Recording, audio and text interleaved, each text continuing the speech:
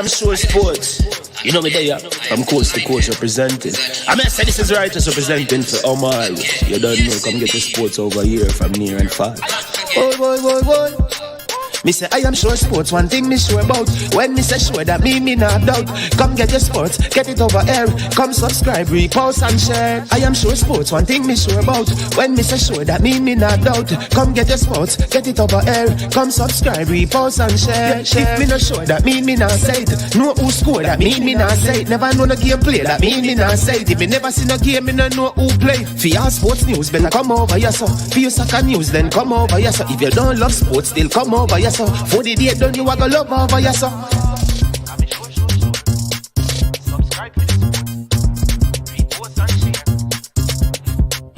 So when it comes on to behavior concerning football, Jamaica is decent. I am sure that if we can get all of these things done, set in place by the end of April, it gives us enough time before the World Cup campaign. Not afraid of no Brazil, no Argentina with these crap of players. We are good enough. Remember, like, subscribe, share. Listen, comment, let me know what your thoughts are. Trick-Nick Jerk Marinade gives your meats and vegetables authentic Jamaican jerk flavor. The spices are directly from Jamaica. Spices like jerk seasoning, allspice, Scotch bonnet pepper, fresh scallions, thyme, ginger, and garlic. The key ingredients to a great jerk marinade. 0% sugar and low in sodium. You want to try it? Made up of 18 Jamaican herbs and spices. Add delicious, bold flavor to your next grilling experience. Flavoring sauce, a marinade, basting, condiment, or topping. Trick-Nick Jerk Barbecue Sauce.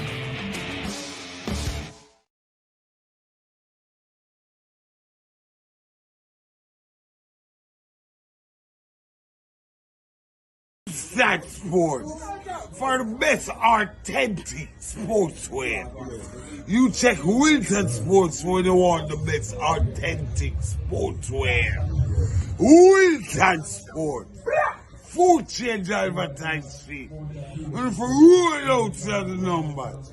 Remember, no easy half number off. Some sports store for take notes. Them full of dreams and hopes. Then why them come and sell rope? When there is only one, yeah, there is only one goat. And that's a Wilson, yeah, that's a Wilson, yeah, that's a Wilson sports. Yeah, ball boots, ball tops, ball shots, string yard, ball socks. Them kind of drip you quick for make your ex call back. Little quickness in my boots and ball out, me want that. My Nike ticky pretty and my Adidas all black. Dribble down you feel it, grip me feel me can't drop. Slide tackle all me own a team and know this not pop. Why? Because me buy the supper.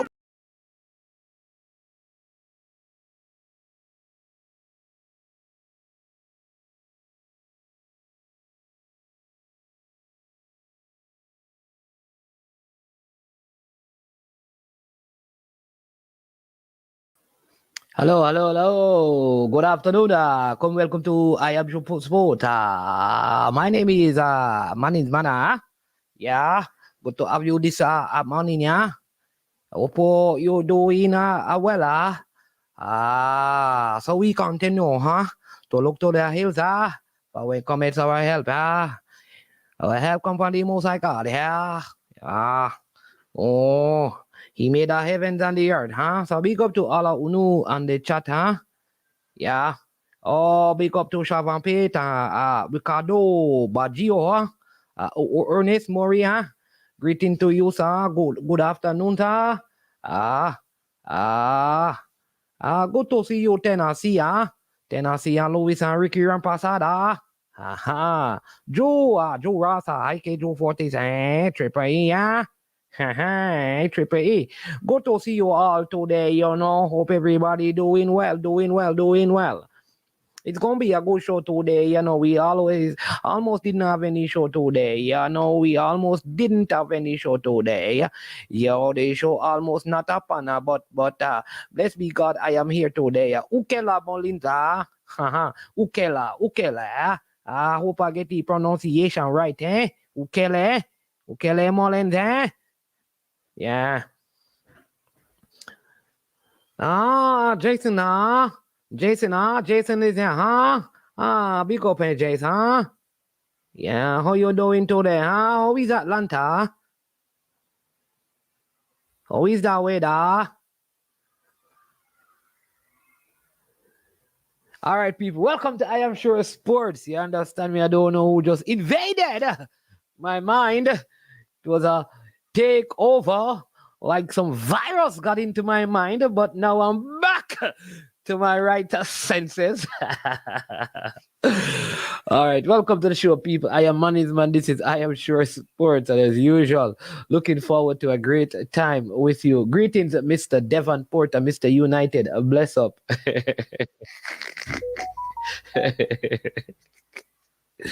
Yeah, I swear that I could have been somewhere in Hollywood making money from acting. But I'm here, stuck in Jamaica. A cool 52 degrees in. A cool. Big up Toki True Blue. You understand me? Blessings. Yeah, man. Lots of good news to share with you.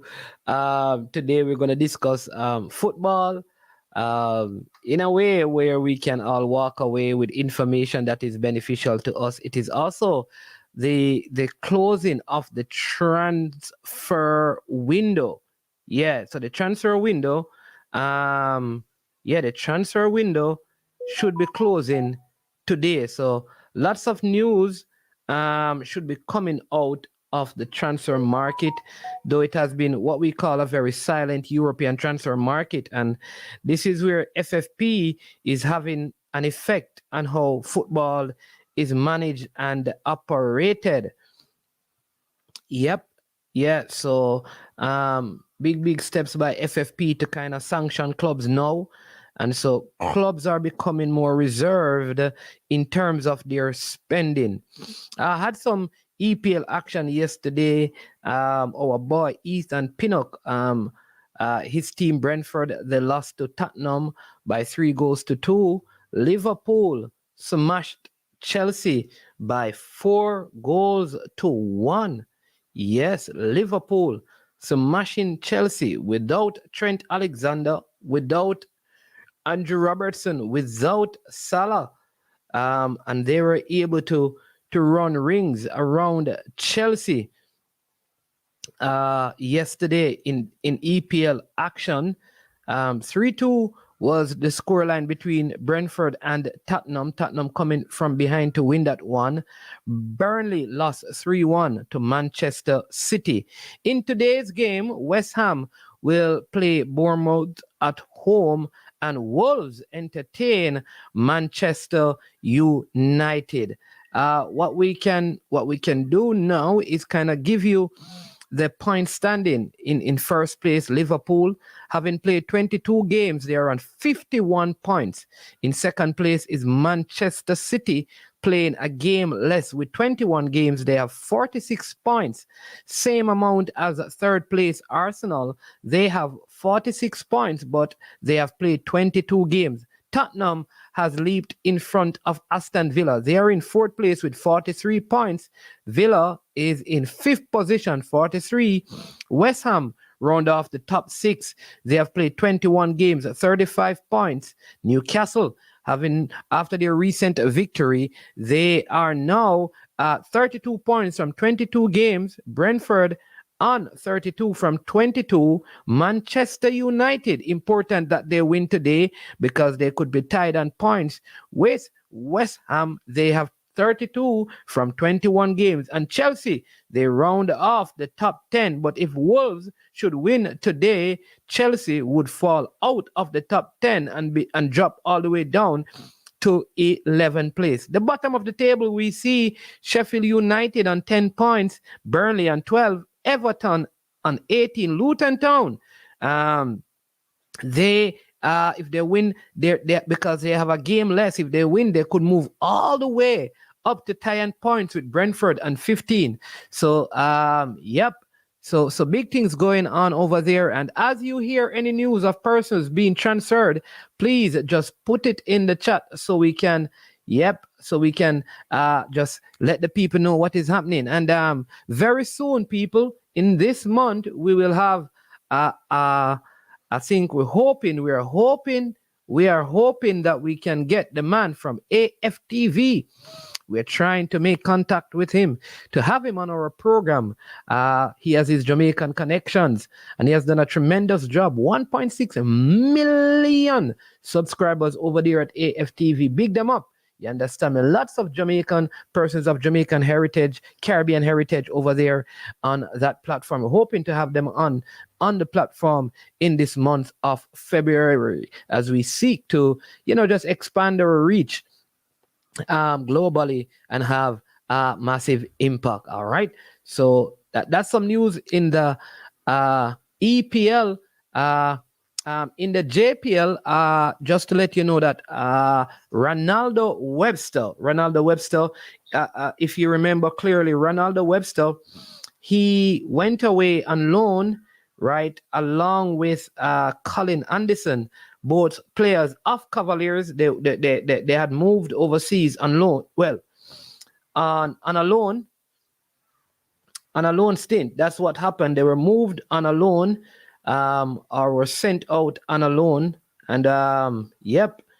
So now Webster has changed clubs. Meaning, so what happened with Ronaldo Webster is that Ronaldo Webster was sold to a club in the same division from the club that he went on loan to. All right. You may be asking, so how is that possible? All right. Let me tell you. So it's in there. All right. So it is in the Macedonian League. The Macedonian League. That's the league that he plays in. Right. So Ronaldo Webster, right, he was initially loaned out or sold to, loaned to a club in the said league. That club is in the bottom half of the league. All right, bam. But what happened is that now he was bought from Cavaliers. Where is Mr. Speed? It would be good to have him on now to find out how the sale went. So he was then sold to the first club, who then sold him to the name of this club. I may not get the pronunciation right. It is in Macedonian, but it is KF Shekendija.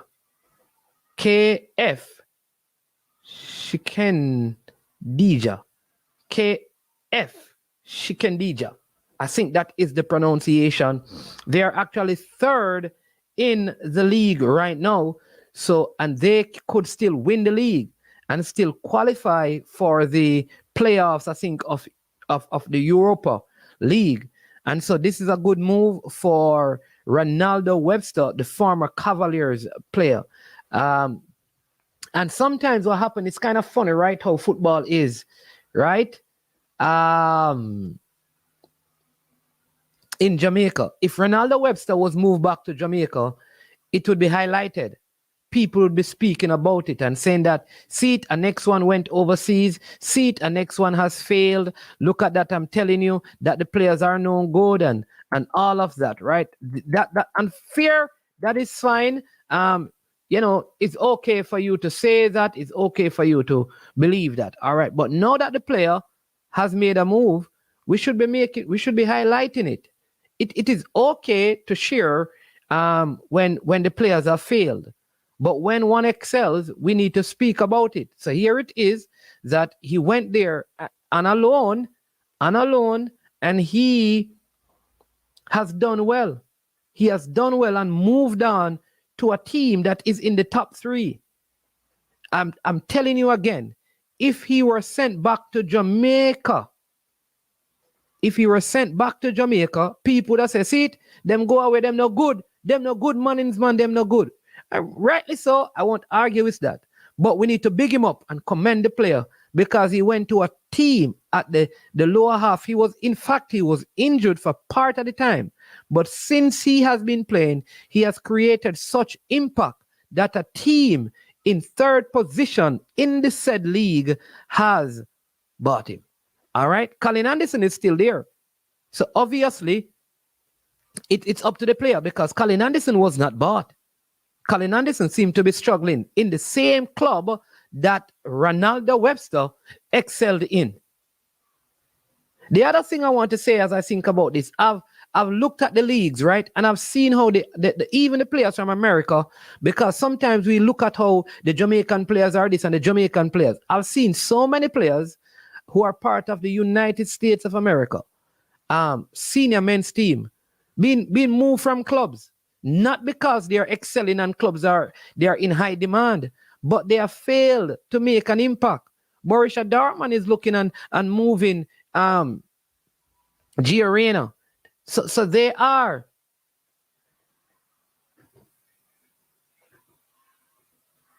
You understand me?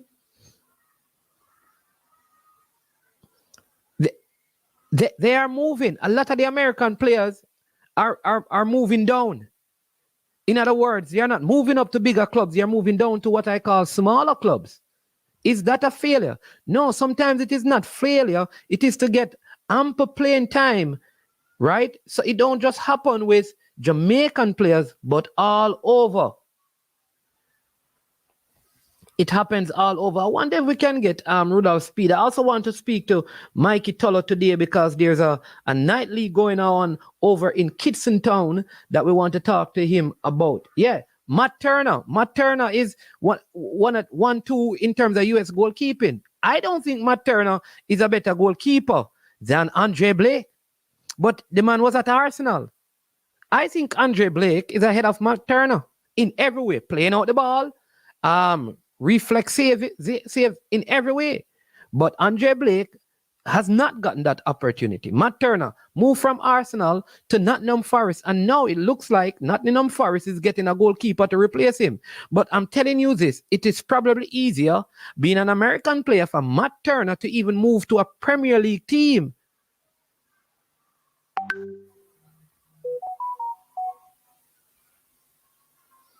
To a Premier League team. Big up Ricky 10. You understand me and all of those people over there in the I Am Sure Sports Group. Bless up on yourself. All of the great sports debater, the GSD group. Big up on yourself too, you know. Breaking news, boss. So you say you only break news on your favorite teams. Yeah. Fireman, bless up yourself. So sometimes people, it is not that the Jamaican players are not good. I am telling you, all right? While I was having this discussion about Balogun, I'm not going to say Balogun is not a good player because he's not at Arsenal, right? But I think if Shamar Nicholson has been put in some of those positions that Balogun has been in, he would perform. So a lot of times, a lot of this has to do with where you're born. Sometimes it has less to do with talent. Not all the times, but there are times when it's not about talent. It's about where you're born and the influence of those who are around you.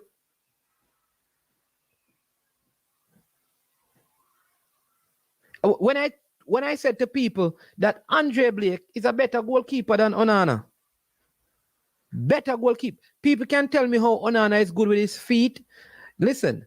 I would trade Andre Blake for Onana every single time. Here is why. What Andre Blake cannot do with his feet, what Andre Blake cannot do with his feet, Andre Blake make up with his hands. I want you to hear me. I'm telling you. But it's just opportunity. Again. That's it. I think Ethan Pinnock is a good enough defender that if Gabriel Magalhaes is injured, Ethan Pinnock could play alongside Saliba at Arsenal.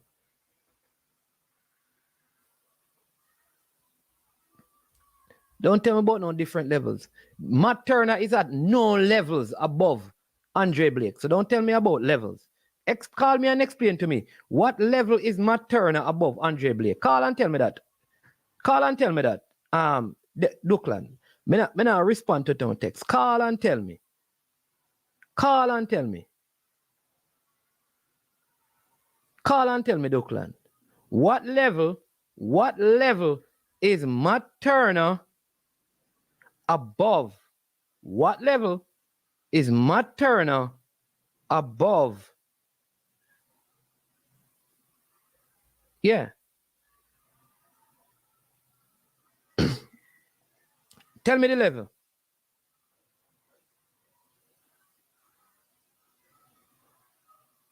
Give me the level, Duckland. Tell me how far ahead of Ethan Pinnock. Duckland, I want you to work with the names, you know. Tell me how far ahead is Ethan Pinnock of Gabriel Magalhaes. How far ahead is Gabriel Magalhaes above Ethan Pinnock? Given what you have seen from Ethan Pinnock in the last 2 seasons. What is, you tell me.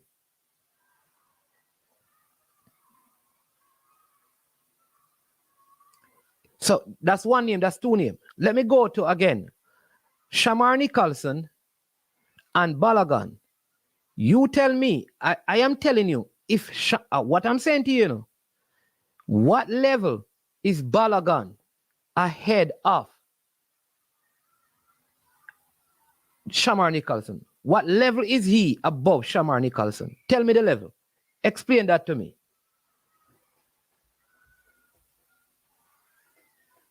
Wait, Duckland. Come talk to me now, Duckland, man of them 3. Duckland, oh.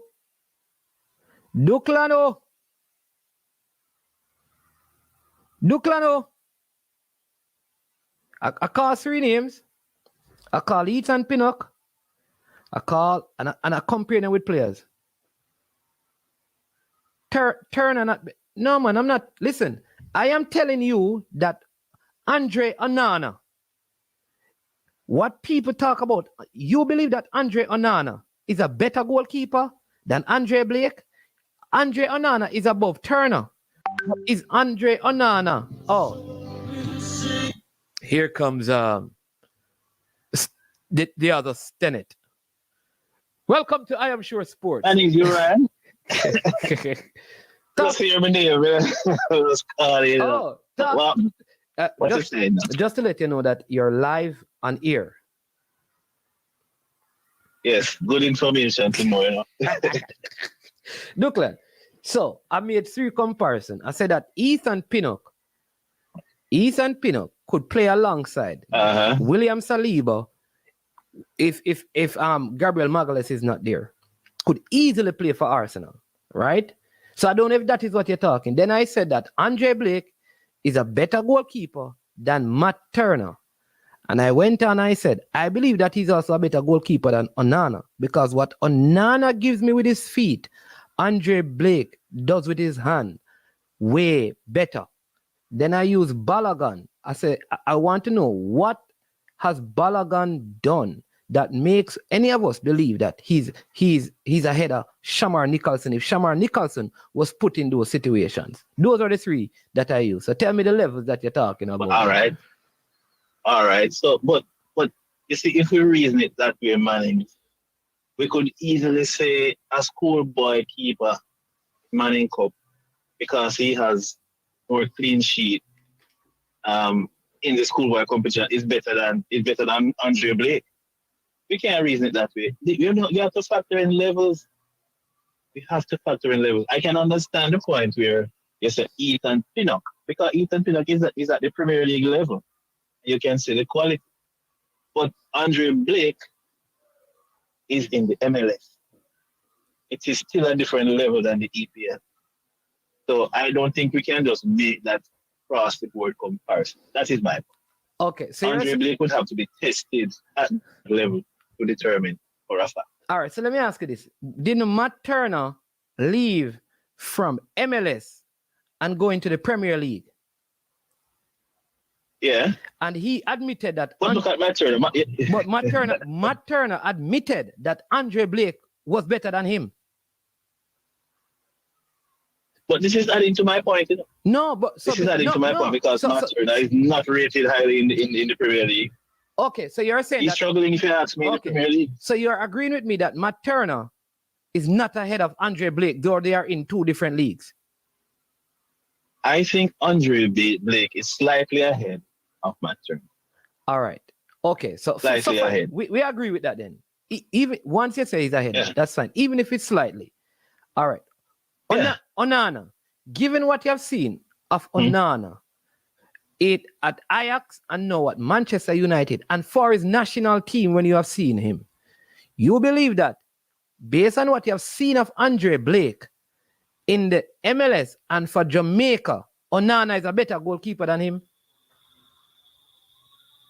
So, Onana, you see, the thing about Onana, the media scrutiny is intense on him, you know. So every little thing he does will be magnified. And that is the trouble with playing with a big club like Man United. You know, everything is scrutinized. And that doesn't happen to other keepers. You can have keepers that make similar mistakes, you know, but they're just not under the microscope. So I think too much focus is on Andre Onana. I think he's a good keeper.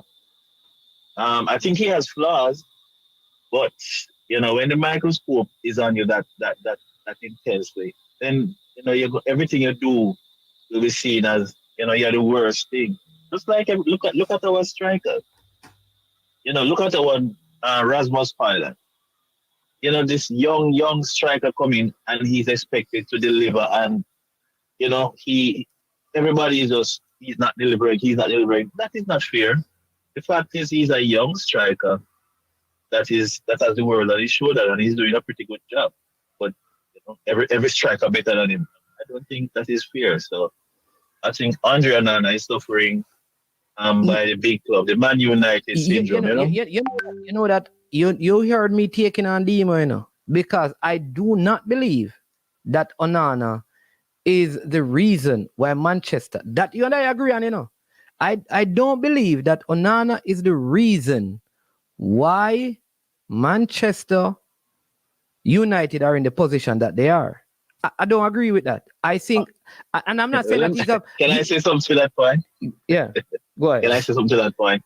In the league, in the Premier League, not in Champions League. In the Premier League, I think in the...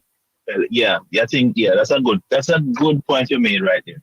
In the Champions League, I think Andre Onana, you know, he messed up. He had a fair amount of howlers. You know, I think when Ten come out and said, "Boy, we play good, but you know, individual mistakes cost us the game," I think he was kind of spot on right there.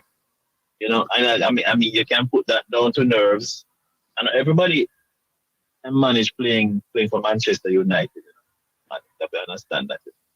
So it might take a while for him to settle down, but the man has a track record of, you know, he's a good keeper. You know, he's just trying to adjust to the pressure. That's a different thing when you play for Manchester United. Isn't that a part? Everybody can manage it. But isn't that a part of being a good goalkeeper? But look at it now. So that is it now. So how would Andre Blake, for example, handle playing for Manchester United? That is it right there now. So I can't just say he's better because he has not been tested at a certain level. That is what I'm saying. I might have a feeling and said maybe, but I can't say for sure. The litmus test for goalkeepers across league is dealing with the pressure of the league that they play in. So if yeah, Um, you see, because it's very difficult. Because then how do we measure now? Is the league in Germany as much pressure for goalkeepers as the league in England?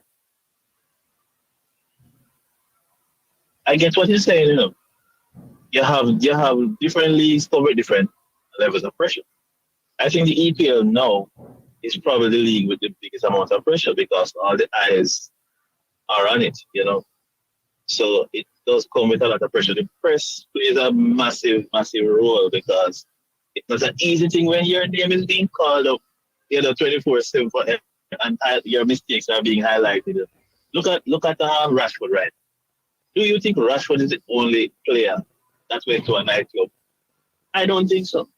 But his thing is just blown way out of proportion. To the point, the press is like, should he be playing for England again? What kind of ridiculous things are these? Other players for other teams do not have to face this kind of pressure. And you will not know how good you are talking about keepers now until you have to face, until you face that type of pressure. They say you can't tell, what I'm going through until you walk a mile in my shoe. That is what I think. I don't know how Andre Blake could handle playing for Manchester United. All right. At a different level. That's my all right. I don't know if this is for me or for you, but a texter says, which is not what I'm saying. So I guess what Onana did at Ajax and Inter does not count. Remember now, we are using the league. Watch this. We are using the league because if you use leagues that are not as pressuring, then Andre Blake comes in because how do we know that the pressure playing in the EPL is greater than Andre Blake being the captain of Philadelphia Union for so many years, consistently? Is that right? Eh? How do you what? Is that doesn't make no sense, man. Of course, is the person saying that the pressure? No, man. I am asking. I am asking that. What the text is saying? The text goes on to say, by theory, how would any Jamaican? So this is that was my part. Let me read the text saying. So I guess what Onana did at Ajax and Inter does not count. By your theory, how would any Jamaican rate Leon, who has been poor for Jamaica and was struggled in his first year in the PL? So I'm not sure what theory, if it is for me or for you. Yeah, I'm not sure what the matter. So are you saying that Onana is just poor in his first year? So again. Well. Onana is still on probation, if you understand what I mean. We have seen what he has done so far. I don't think he has been good. But I don't think you can throw it a person in their first season and just write them off like that, because you have to factor in. You have just to a different league. But what I'm saying, all right. So Andre Blake plays in Copa America, does well. That doesn't count.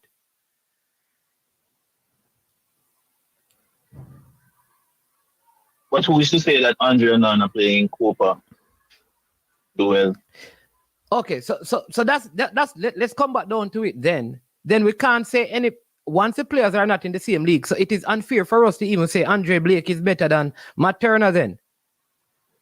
Because Matt Turner is... No, because they both have played in the same league. Okay, so comparisons... And to be honest, Matt Turner has, like I say, it's close. So Matt Turner has, gotten goalkeeper of the year, I believe, sometimes, and Andre Blake has gotten sometimes. But then it's still unfair. If we're using those things, it's unfair to Matt Turner, because maybe why Matt Turner is not doing so well is because, just like Onana, he is now the number one at the next club. So that the point I'm making is then it is going to be very difficult for us to just judge people based on talent, because what I know is that I believe the consistent, especially for the position of goalkeeper, right? especially for the position of goalkeeper. Because what I cannot agree with a theory that says because we don't play in the same league, I cannot be better than you. I'm not saying you cannot be. That's the thing. I'm not saying you cannot be. I'm saying it's difficult to tell. It's not so straightforward. But there are other factors apart from just what you do on the field, that can affect you.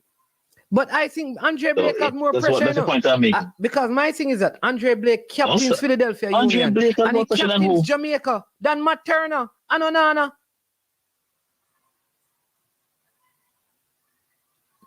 Man, come on, man. Are you serious? Matt Turner was in an Ajax team. Matt Turner. All right, what you call pressure? Let me ask you, what you call pressure? Everything. One. Or maybe our definition. So, definition of pressure. When I speak about pressure, I talk about one, because you are the leader of this team, right? So as the leader of the team, your responsibility level is a whole lot higher as the leader of the team. All right, that's one. As the leader of the team as well, because you're a goalkeeper, you have primary responsibility of organizing your defense. Not a lot of goalkeepers have that opportunity because a lot of times their captain is a center back. Their captain may be a D mid, so they don't hold. That might be a little part of it, but that is not how that's not what I call pressure. I think that's normal put and trust at the game. I call pressure. Go ahead. Let me hear what you call pressure. Let me tell you what I call pressure. Pressure is when you are expected to deliver 100% of the time because of where you are, because of where you're playing. That is what I call pressure. It's a different thing playing in an empty stadium, for example, than playing in a stadium with 50,000 people in it. It's a different thing that when you make a mistake, it makes the news for the entire week. Than if you make a mistake, nobody says anything about it. All right. So let me hold on. I'm seeing Andre Moran, and I see like some of these comments. All right, Duckland, listen, I can understand your point and I can agree with it. But listen to this is cranky. The point is that you need to look at a person's body of work. How can anyone compare MLS with the major football leagues in the world? How many MLS players have gone on to play great in other major leagues? Levels matter. Okay, so nobody. But this don't make any sense. It can't make sense. Yeah, man, it makes a lot of sense. No, listen to me. How is it going to make sense if you're going to say to me, no player in MLS, which is what this is saying? The very core of the statement is that if you play in the MLS, you cannot be better than anybody else that play in the top league in the world. That statement is blanket. I think what the statement. There's a slight difference. No, let me read it again. Maybe the statement. Let me read it. Let me read it again. No, what you want to interpret is different from what it is saying. It says, the point is that you need to look at a person's body of work. How can anyone compare MLS with the major football leagues in the world? First, we were not doing that, right? How many MLS players have gone on to play great in other major leagues? Levels matter. So the core of that statement is that if you play in the major league, because we were not making a comparison between leagues, we're talking about individual players. So is this statement saying that as long as you play in MLS, you cannot be better than anybody who play in the Premier League? No. Let me tell you something. Let me just say this. Cranky. There are players who play in. Let me tell you this. There are players who play in the Premier League who could not make some of the major league. They couldn't make major league rosters starting 11. There are players who have spot in Premier League teams that cannot make a starting 11. Cannot make a starting 11. So that's fallacy. Nonsense. Absolutely nonsense.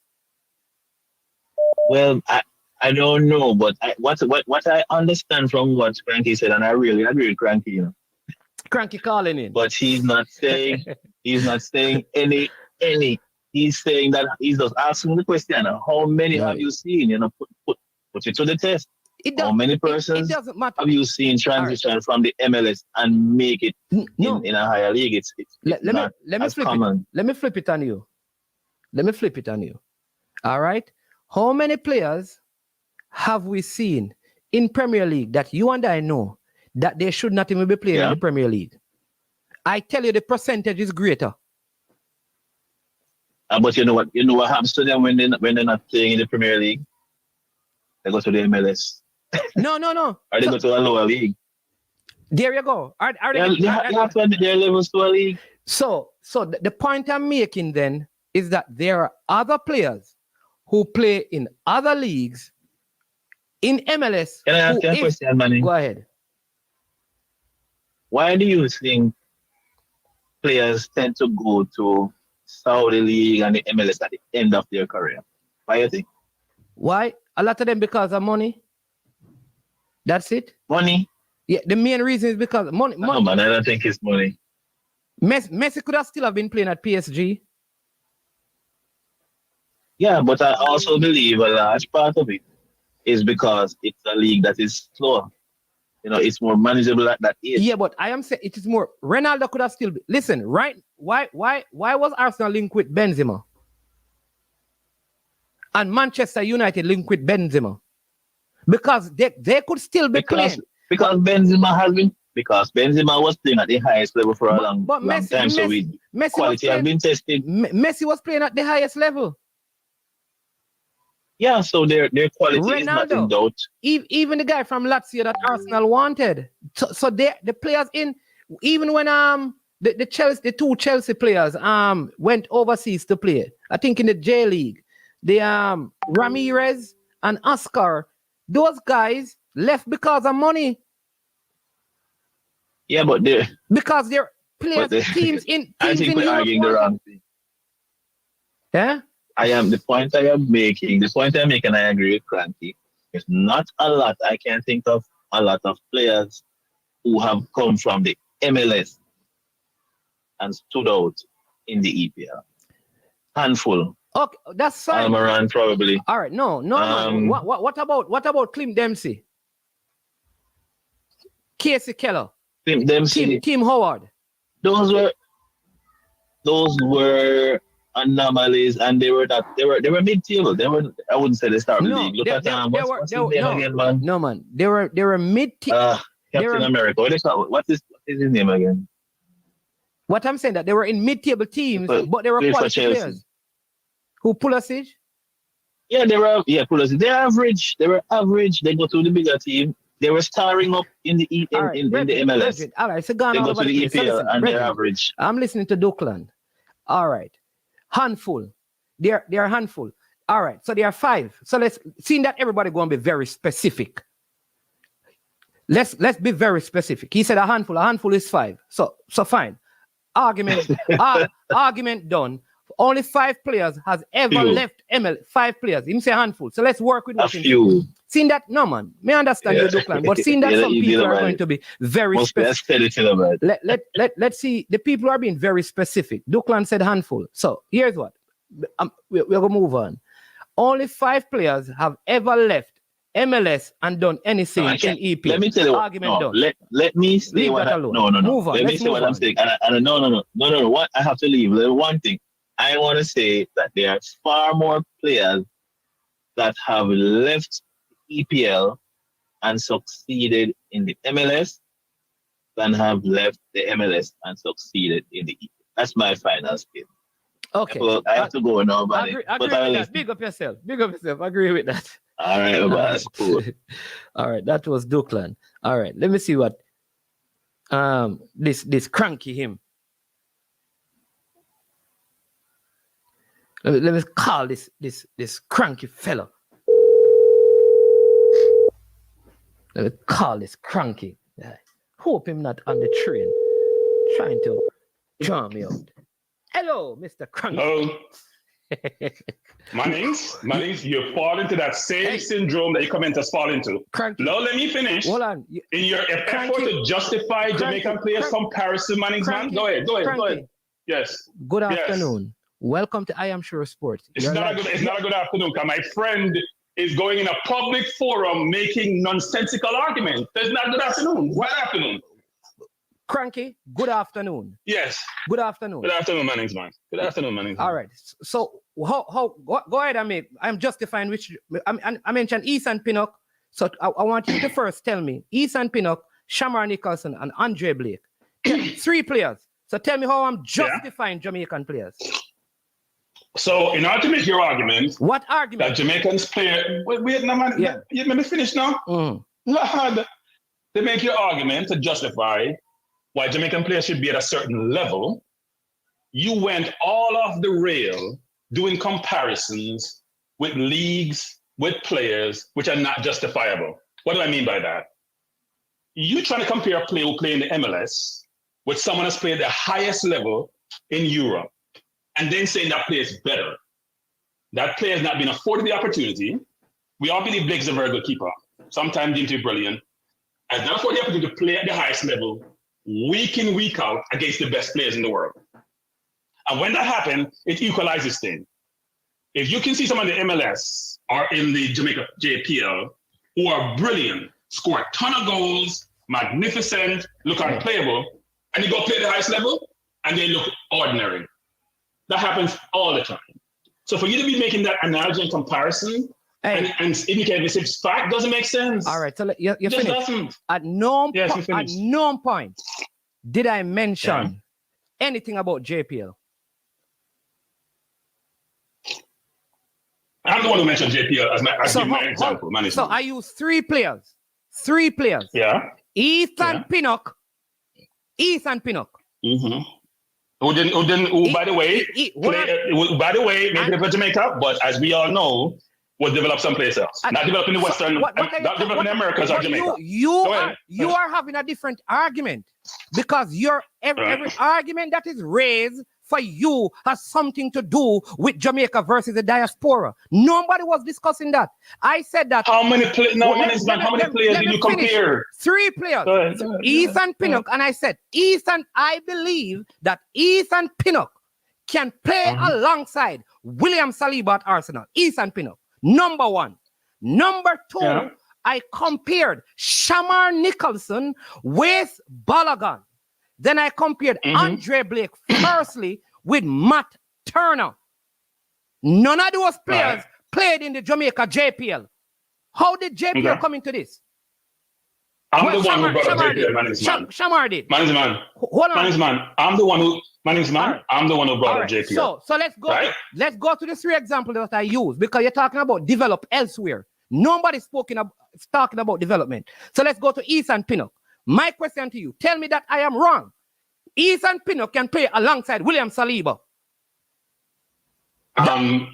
King from Cavaliers can play beside William Saliba. Who? Okay, fine. King from Cavaliers can play beside Saliba. Any player can play beside William Saliba. Yeah, man. What's the point? What's the point you're making? The point I am... there you go. So let's go back to where we started. The point we started out with is this. And everybody on the platform, listen to this. Let's go back slowly. I have a picture of Ronaldo Webster. People, you remember? The Ronaldo Webster picture came up and I discussed this. Here's what I discussed. Ronaldo Webster went to a league in Macedonia. He was in a team at the bottom of the league where a next player, Colin Anderson, was. Ronaldo Webster has now moved to a team in 3rd in the league, while Colin Anderson is still at the team at the bottom of the league. So it tells you that players can go up. How come more people are not talking about the move of the player, but if one player comes back, we say the player has failed? I went on and I said, there are even American players who are moving from higher level clubs to lower level clubs, and we don't highlight those things. I then went on to Ethan Pinnock. That's how the argument came up. That's where it started. I heard your entire program. Yes. So can I respond now? You're gonna do all the talking and let me respond. Yeah. You go ahead. First of all, the players in Macedonia.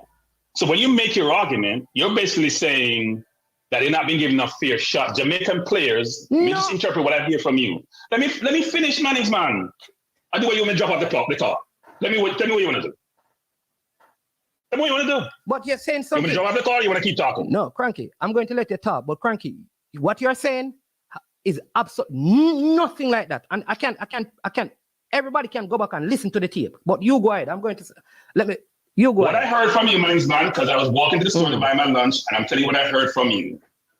I heard you making the case that when players go overseas and they play and they may have done well, they're not giving the same credit as those who may not have done well and may return to Jamaica. Correct? Is that what point you're making? Yeah, right. So that's the first point. When the players go overseas, exactly. When they do well, we don't hear celebration. But when they come back, there's a lot of criticism on the player. If I'm wrong, you can tell me that. Man, you're wrong. And that you're wrong. You're wrong. Okay. So here's why you're wrong. Yeah, tell me. Here's why you're wrong. Here's why you're wrong. Nicholson get a lot of praise. He's gone overseas and did well, right? Bailey get a lot of praise. But can you let me finish, man? No, man, I'm saying I'm agreeing with you, so I can't say I agree, Cranky. Bailey go overseas and have done well, right? Cephas has gone overseas and is playing at the highest level, right? I think people have given them a lot of praise. Second of all, when you go to Macedonia, which is not the most well-known place on earth, people may not follow you as much, so they can't comment on how you're doing. Just like going to Costa Rica, and people don't know you're doing well, you may be doing well, but even people went to El Salvador get praise. Costa Rica get praise when we get stats on how they're doing. And people ask the question, why are they in the national team? I've heard people say they're doing well. When people go back to Jamaica, they're seeing them. They're in their immediate vicinity. They're viewing them optically. So they're going to say, you know what, why are you back here? So you went overseas. People comment on both sides. So I can't agree. That's why when I was listening to you, I said I'm going to call in. I cannot agree that look, Jamaicans, it's the same narrative that oral Tracy making. People bad mind and then this and that. No, I think people give credit. In fact, people are proud when they do well, and they give them credit. But if I don't know about how well you're doing, if I don't know how well you're doing, how am I going to comment on what you're doing? Cranky. All right. Just a concept that we don't give people credit when they're doing well is not correct. Cranky. Blake has gone overseas and done well. We praise Blake. Cranky. Go ahead. Cranky. Go ahead. No matter how you slice it and you dice it, I am on YouTube. Yeah. So this is going to be opinion. And I have, I can show. No, but here's my concern. You see, no, go ahead. No, man. Yeah. Let me let you finish because I hear you're slurping some juice, so you look like cat lunch. So go ahead, because I have a lot of time. Go ahead. Here's the concern I have, man. We're espousing a narrative which to me is not accurate. Yes, Jamaicans like to beat people, and when you don't do well, they will beat you. I think they give praise as much as they give beating. There are extremes in Jamaica. There's no moderation. There's nothing in the middle. If you do well and I praise you and I overpraise you, frankly, if you do poorly, I overcriticize you. We are extremists in how we assess things. And it's not a bad mind thing. People just are extremists. That's the way I view it anyway. All right. So let me give you this, Cranky. Recently, and I'm not talking about quality of league because I don't believe. So firstly, at no point did I say Ronaldo Webster is better than this player or that player. At no point did I say that Ronaldo Webster should be playing in EPL or any big league. So let me give you an example. When Trevante Stewart moved recently, a lot of people believe that he was not ready. In fact, if Trevante Stewart comes back, then people will say, you see, we know that was going to happen. All right? For me, if you move to Italy, even if you move back to Jamaica, you didn't fail because you got there because someone saw something in you. You can work on other things. So, Busy and King came back to Jamaica. And again, there were weeks of debate about next set of players going away, and you see they come back. The league is not good. This is not good. This is not good. Other players have left that club. And two, because I mentioned the one that is not doing well. Interestingly, the one that is not doing well, who is going to come back? And the one that is doing well. and it's going away. So I think I was very fair in my assessment because one is going to come back and one has moved up, making the point that two Jamaicans can leave, play in the same league, and one excel, and for whatever reason, and I said the other one wasn't doing good. I said all of No, my comment to you, management, was more about Anana comment than anything else. I am the one who said Blake can play at a high level. I've always said this.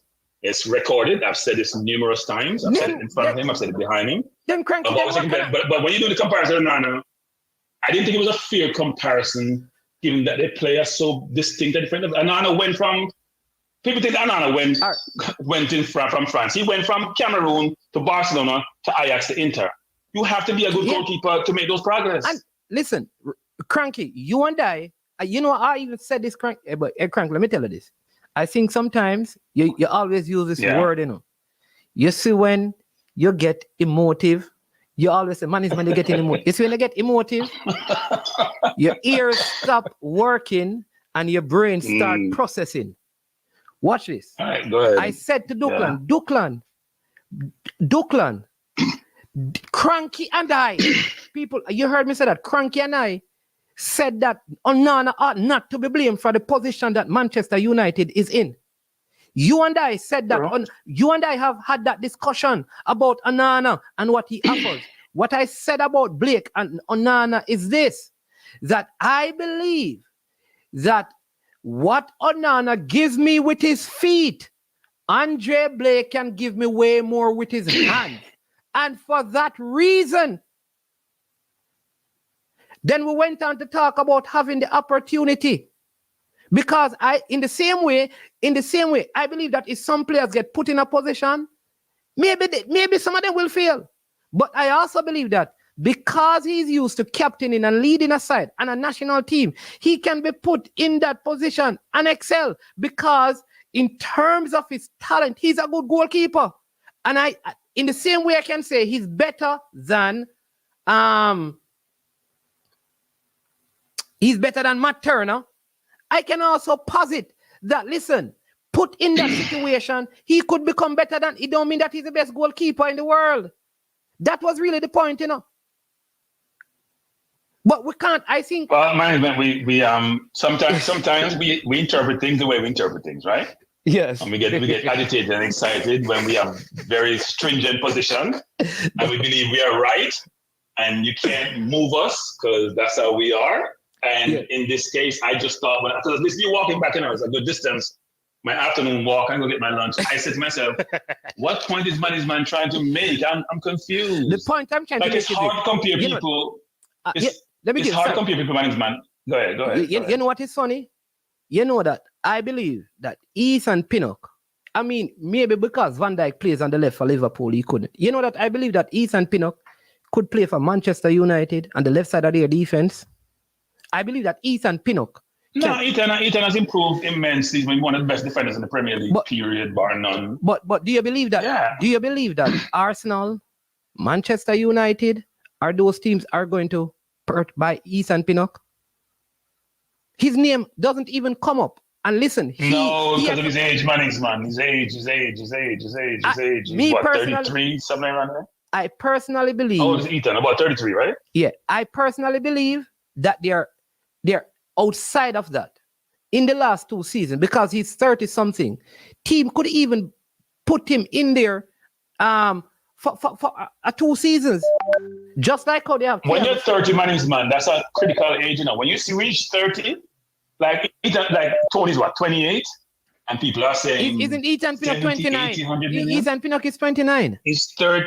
He's 30. He's 30. Or 30. Yeah, he's born 93, so he's 31 this year. When you hit the 30 mark, management, then you right or wrongly, because Ronaldo's probably a bit different, and there's not many Ronaldos. You think you're on the other side of your career, right?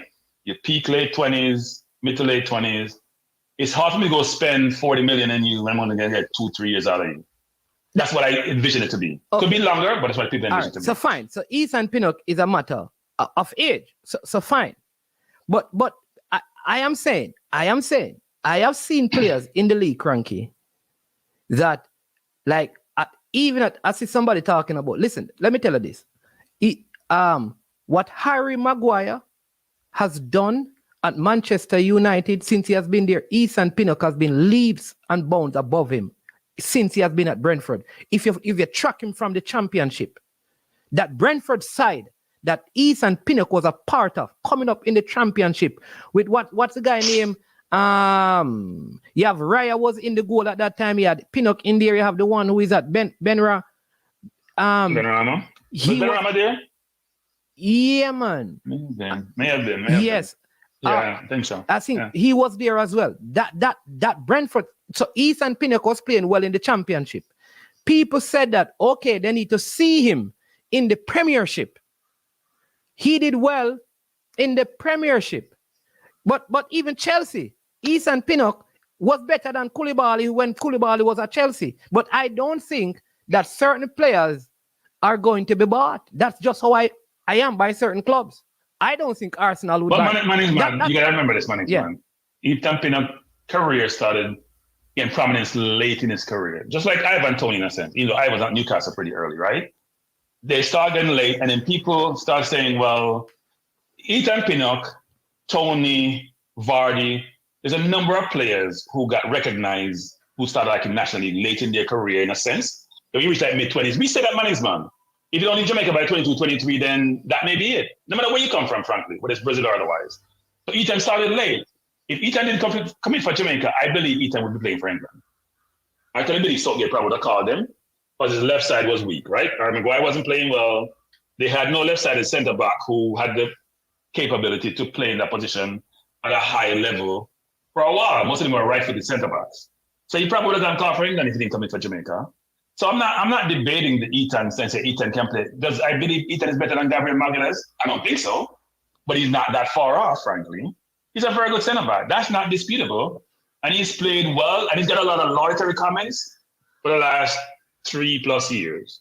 Now, as you know, in the Championship, there's very few players, just like I talk about MLS, who come to the Championship, who get bought late on in their career to play in the Premier League. It doesn't happen that much, right? Normally, they look for them at between, say, 18, 17, and 22, 23. After that, people start struggling. If you're Calvin Phillips, for example, who was like, 22, 23, playing for Leeds, 24. But it doesn't happen that ton, man. It's not about the player and their background. Now, we can agree that if you're outside Europe, it's tough. And your ranking also, like we have, is not where it needs to be. It's tough to get into the top league. Tougher. All right. You know what is so funny, Cranky? I believe if Andre Blake was in England and exactly how he is in terms of how he keeps now, he would possibly be in the Premier League. Possible, but he would still have Manningsman, the Ramsdale situation. He would have the Turner situation. Because even though he's made really good progress with his feet, and people realize this in Manningsman. In today's football, your feet are as important as your hands are. What do you think? Arteta is changing Ramsdale, where England is losing their minds about this Manningsman? He's saying don't care. Basically, he lied about I'm gonna play goalkeeper. He doesn't care because they believe that you have 11 players on the field, not 10 and a half. So even though Andre has improved with his feet, Andre's feet is not where it needs to be. No, I am not saying play at that high level and not be he could play for Nottingham Forest. Ramsey could play for Nottingham Forest. Exactly, that's what I'm saying. That even Sheffield. But I'm saying management. But even Dennis said looking to change Turner. People want people with their feet. Most of the good coaches want people with their feet. Management. Now, Anana has not played well. We'll agree that Anana has been poor this year, but I'm not sure that equates. That's why I said the body of work is important. Because you watch Anana Inter, for example, how brilliant he was. Ajax, so brilliant he was.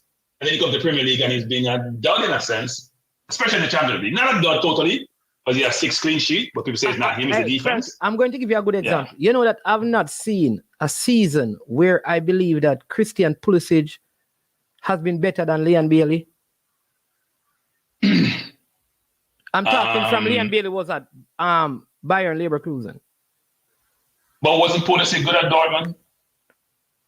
Let's say getting moved to Chelsea. Yeah, but he was good at Dortmund. Okay. No, Bailey was prominent at where he was before, because even people were mentioning Arsenal as a Bailey destination. But man, he's a good example with Anana and Bailey. Bailey, Aston Villa fans were crying for Bailey to be sold last year, man. I think we have recency bias sometimes, you know. As Aston Villa fans, you look at some of their chats and some of their blogs, we're pushing for him to be sold.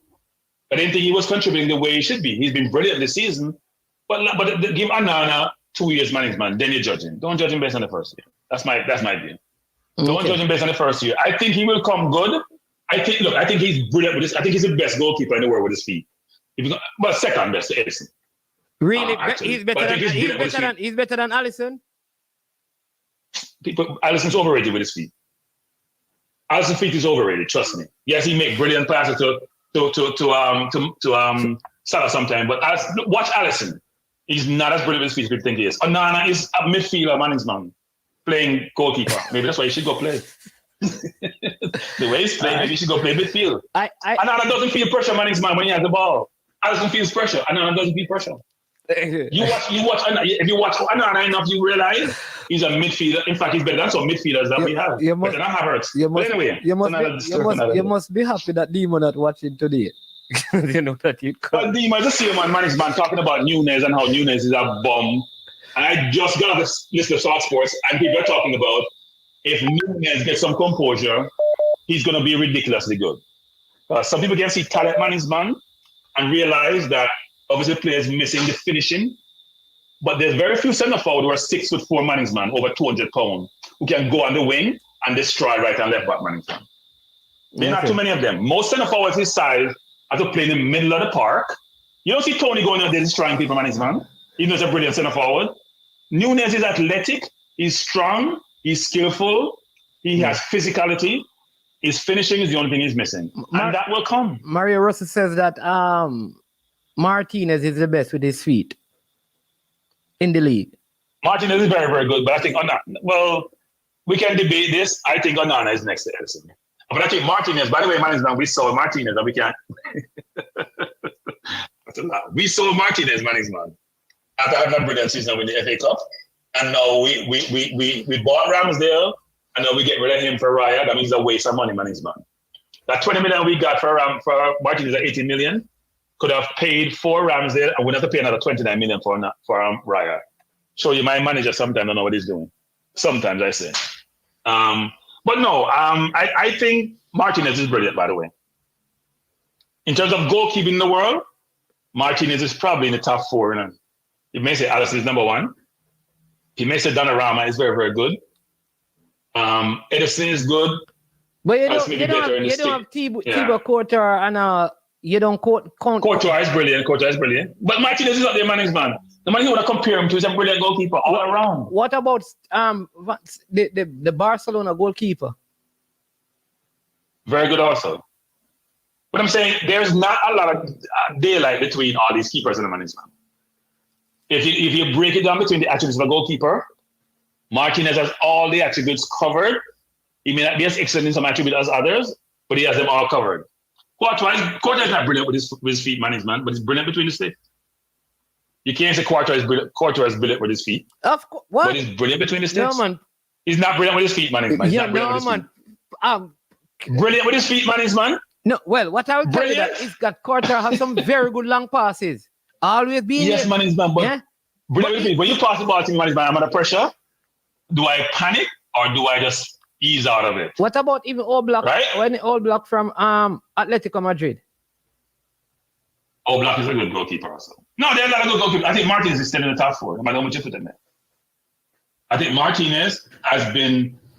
Look, he was with us for about 10 years before he keeping the FA Cup, and it shows your management point you're trying to make earlier. Well, I infer the point you're trying to make with this, which is between Pinnock, Vardy, Tony, Martinez.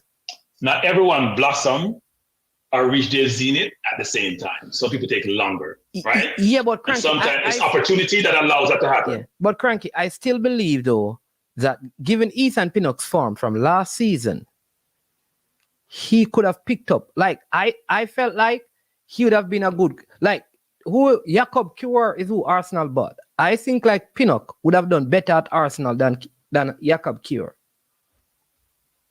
Of course, there's no comparison. So that is the point I'm making, is that why a player like that was not. Why like players like, you just feel like certain players are not looked on. And like sometimes But Kira is 22 Mannings, man. I feel like sometimes Kira is 22 years old. No, all I'm saying, sometimes Cranky, it looks like if he were, like I said, if he had a couple of caps, I think he would have probably been in the like Arsenal would be more interested. No, I think his age. Arsenal is buying young man, but we're not buying too many old players nowadays. You look at Watchet acquisitions. They all are, most of them, if not all of them, are young, except for Jorginho, because he needs a cover up a party who get injured, and he needs some experience. Most of the players, you think of the players in bought, Kiwior, Zinchenko, Jesus, the kid from Portugal. But Havertz is not. Look at all the players he bought. Havertz is not young. Isn't Havertz like 27? No man, Havertz young man. No man, Havertz young man. Havertz at 27. Havertz young man. Havertz mid-20s. Havertz young man. Young in the football. Young man. Young. Most of the players he has bought. I mean, Trossard is not the youngest, but he needed to replace Modric, who he couldn't get. Thank the Lord. Bullet missed. But no, most of the players he's bought money's man, unless they have a specific need at a certain time, they're gonna buy them young. But he's trying to build a team, man. At one point, we're the youngest team in the Premier League now. And then Brighton, I think, and maybe one of the took over that position. But no, I think Pinnock is too old, man. Trust me. Brilliant footballer, has played really well. Pinnock has two things against him: age, and sometimes some people question his speed. Right? Even though he plays good for his position football. I mean, he reads the game really well, and he's always most in the right position. But if you look at when we play Canada, for example, with him and David, sometimes he gets beaten for pace. But I think he's a brilliant footballer. He's played really well. And I didn't think that way when I saw him play in Austria for us the first time, by the way. Just to be clear. But anyway, it's always good catching with the minds, man. And don't something excited, man. Just keep calm. When you can't win an argument, don't get excited. I'm gonna be like T-God. When you can't win an argument, don't get excited, man. Just try to remain calm, all right? I have a class later. So Brian is supposed to be coming on later to do some transfer thing after the European window close. So you may have to help him with that because what transfer thing, man, I'm bored. You're probably going to pull on what transfer window, man. Every year I hear Robbie talking about transfer. Robbie is funny. Talking about these fictitious transfers. We finally got in touch with him, and he's looking forward to the opportunity to come on the platform. Oh, Robbie Lyon? Yeah. Man, you have to bring him on when I'm available. Yeah. Don't bring him on when I'm available. The problem. Don't do that. The problem though is that it's time because these guys I don't know because it's a good thing I don't come on management. I'm not saying bias because all of a sudden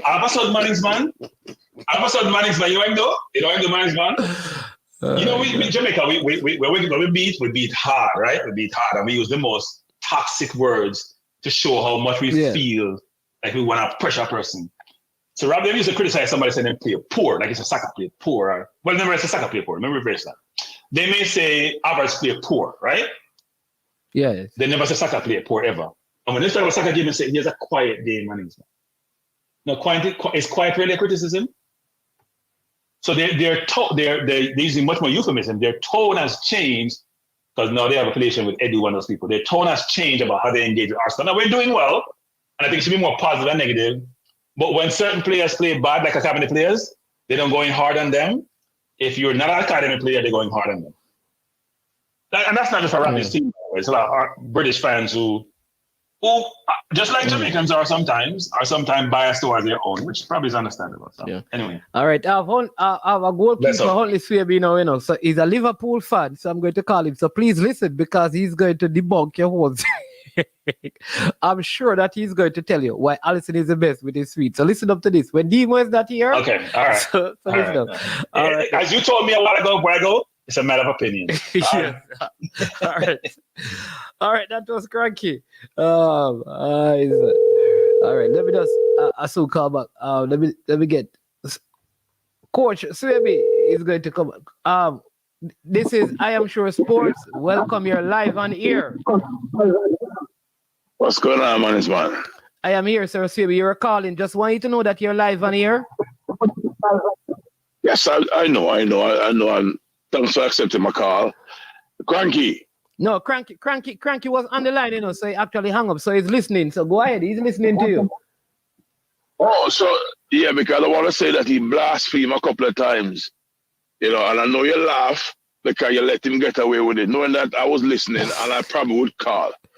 So I'm fulfilling my duties by calling. All right. How can Cranky in his right mind say Allison has no good, he's not that good with his feet?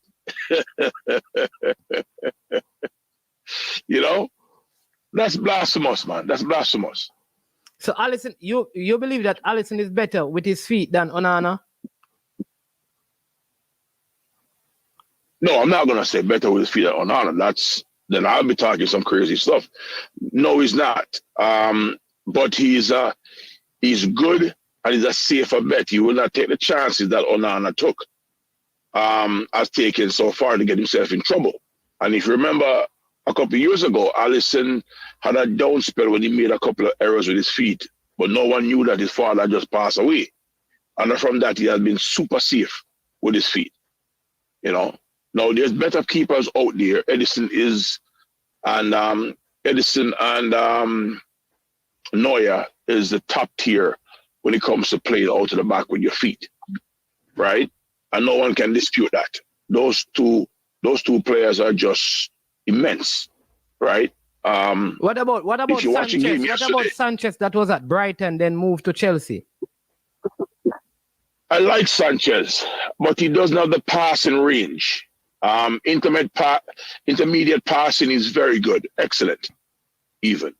But he doesn't have the range. If you look at the pass yesterday that Edison made along the ground, about a 55-yard pass into midfield, that's not a goalkeeper like, right? That's an outfield player who chose to play goalkeeper, make that pass. Yeah. All right, so Cranky is listening. So he has responded by text. He says, I said he was good, not great. And then he says, so we're blaming his father passing for him, gifting Real Madrid the game with his blunder. So that is the question he's asking. If you're blaming... Obviously, Cranky hasn't been in that situation. So we will not throw that on his father. I'm saying that there was a game in a couple of years ago in the league where he was off his game and gave away two. Gave away one against City, another one against somebody else, where he didn't play the ball quick enough, and you could see that he was struggling. And after that, it came out about his dad suffering and ultimately passing like days after that. All right. So we're not blaming that, but we must be conscious that these players are not machines. If it was an outfield player who missed a goal because of the same situation, we would not be saying, despite all this stress and pressures he's under, he still should have performed. We're not robots. They're human beings, and we have to treat them as such. Right. But other from that, you cannot name another time in the league that he has given away a goal because of him being careless or overly taking liberties on the ball. And you as a Gunner fan will support that, right? Yeah. But all right, so in the league right now, who are the best goalkeepers playing with their feet? You can take my turn out of it. He's at the bottom. Hold on, let me ask you that. How do you rate Andre Blake as a goalkeeper? Do you think he can keep in the Premier League? Are you asking this man because I'm on the program? Are you asking me because we have had previous conversation? Which one? No, I'm asking you because you are a former goalkeeper. You do goalkeeper coaching, so I want to hear from somebody who is expert. Well, I can tell you this: Andre Blake can play at any level. He can play in league. All right. But Turner is a notch or two notches below Andre Blake. All right. And that's just the truth. And a lot of times opportunities come for goalkeepers because of where you're from, right? And I personally would love to see him at some point in Europe in one of the top 5 leagues. I know he's good enough to play in those leagues, you know. But one of the issues that he has is that there's a knock against Caribbean goalkeepers because we have never had one to play in the top 5 leagues except for Shaka Islap. And Shaka, honestly, was not a very good goalkeeper. All right. Shaka struggled with his feet. He struggled with crosses. He was a good shot stopper. So, for instance, remember, there was a time when there were no Brazilian goalkeepers in Europe. Even in Portugal, they didn't import them to Portugal. But after Tafarel, 1990, Brazilian goalkeepers slowly started to get into Europe. And now you can argue that the 2 best keepers in the world right now is 2 Brazilian goalkeepers, right? So it takes a time. He's still a trailblazer right now. He's still a trailblazer right now in MLS. Goalkeeper of the year, I think, 3 times, right? A top-tier earner, a team captain for Jamaica.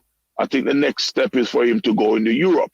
But will Union let him go into Europe? That's the next thing. All right? Because I think the last time they tagged him was like 30 million. I think you can do some research. I'm not around my laptop to make, but I think the last time they tagged him at 30 million. Right? Who tagged him? Would it be the league that tagged him, or would it be the club? I think it was the league. I think it was a league that tagged him. You know, it's gonna be tough for them to move him. Right? It's gonna be tough for them to move him, but he's a top goalkeeper. You know, tell me which goalkeeper out there that you have, you know, well, you can be a little bit biased, but that's fine. But tell me now, you have been around him close quarters now, right? Tell me which other goalkeeper around the world that can do something that he can do. He can make all the saves, right?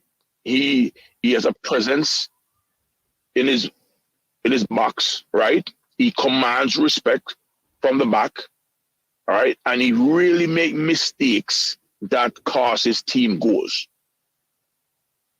right? Yeah. So if you look at all the top keepers across the world, then he can fit right in. Yeah. He can fit right in. Cranky's asking if you think his age is a factor. He's what, 32 now? Yeah. Yeah, I think he's 32. Not for goalkeepers, because remember, goalkeepers can play until the late 30s. You know, now with his age, the price might come down a little bit. You know, with his age, the price, because when you invest in a goalkeeper, it's not a short-term deal. When a club goes out and say, hey, I want a goalkeeper that tick all the boxes, they're looking for, you know, a long-term situation where this guy is going to be my number one, barring injury or illness or some sort of psychological break. But this is what they're looking for. I think he's, you know, at 32, he can still play at this level until he's like, well, the MLS, he could play until like 41, 42. Yeah.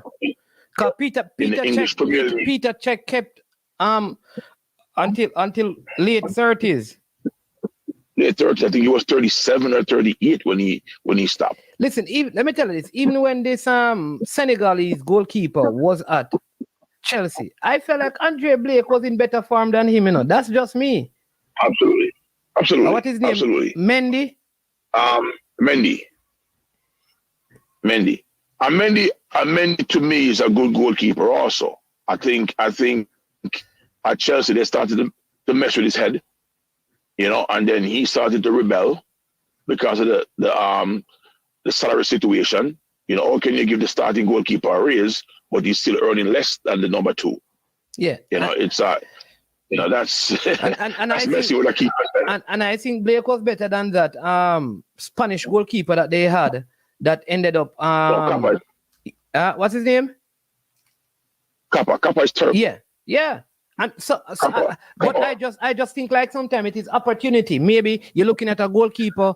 One is in the MLS, one is in Europe keeping. You're probably going to go for the one in Europe because you're in a European league and you probably feel like it is easier. And then I don't think MLS makes it easy for a player like Andre Blake. If Andre Blake was a US #1 goalkeeper, I believe he would have been in MLS.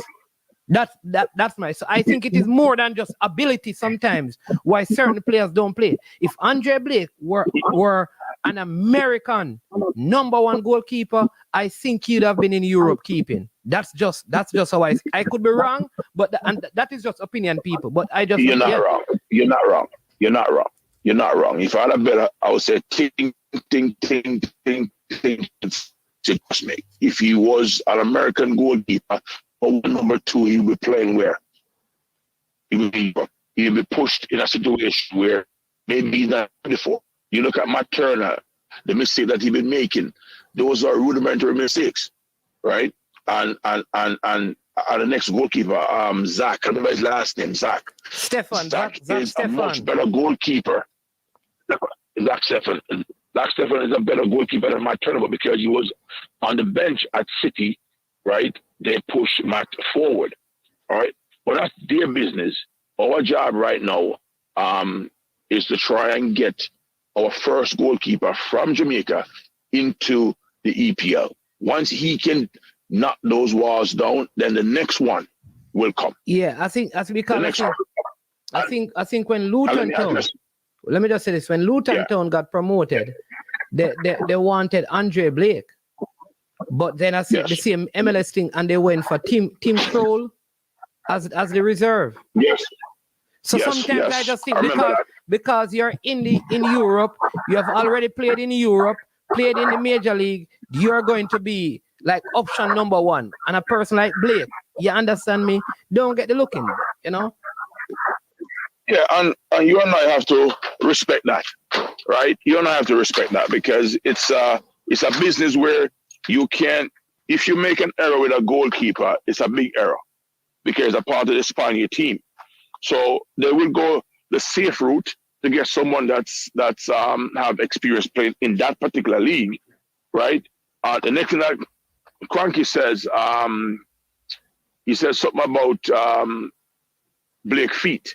You gotta remember, Jamaican goalkeepers were never built to just be goalkeepers. Every single player in Jamaica have played on the field. So his skill set is good. If you're talking about his passing range, that's something different, right? Because I don't remember Blake making many errors from a technical play passing the ball out, right? So I still, I wish I could have come on earlier to have a true one-on-one with Cranky, because I think he's misguided with a couple of things that he said. No, that's the thing that Cranky said I agree with. But those two things you agree with a lot of things. I'm just kidding. I'm just kidding. Just give it Cranky a hard time. Over a year I've not been on your program, and the first time I come on, you start budget already.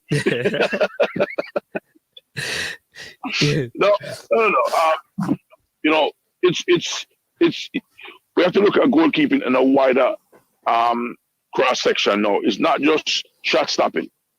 No team, even the teams in England who play very direct and don't play out of the back much, your goalkeeper have to have the skill set to have the ability to have that option to play out. Right? You have to. And one more thing, because I like to give props when props. When Cranky says no team wants 10.5 players, yes, they do want 11. The keepers have to be good with their feet.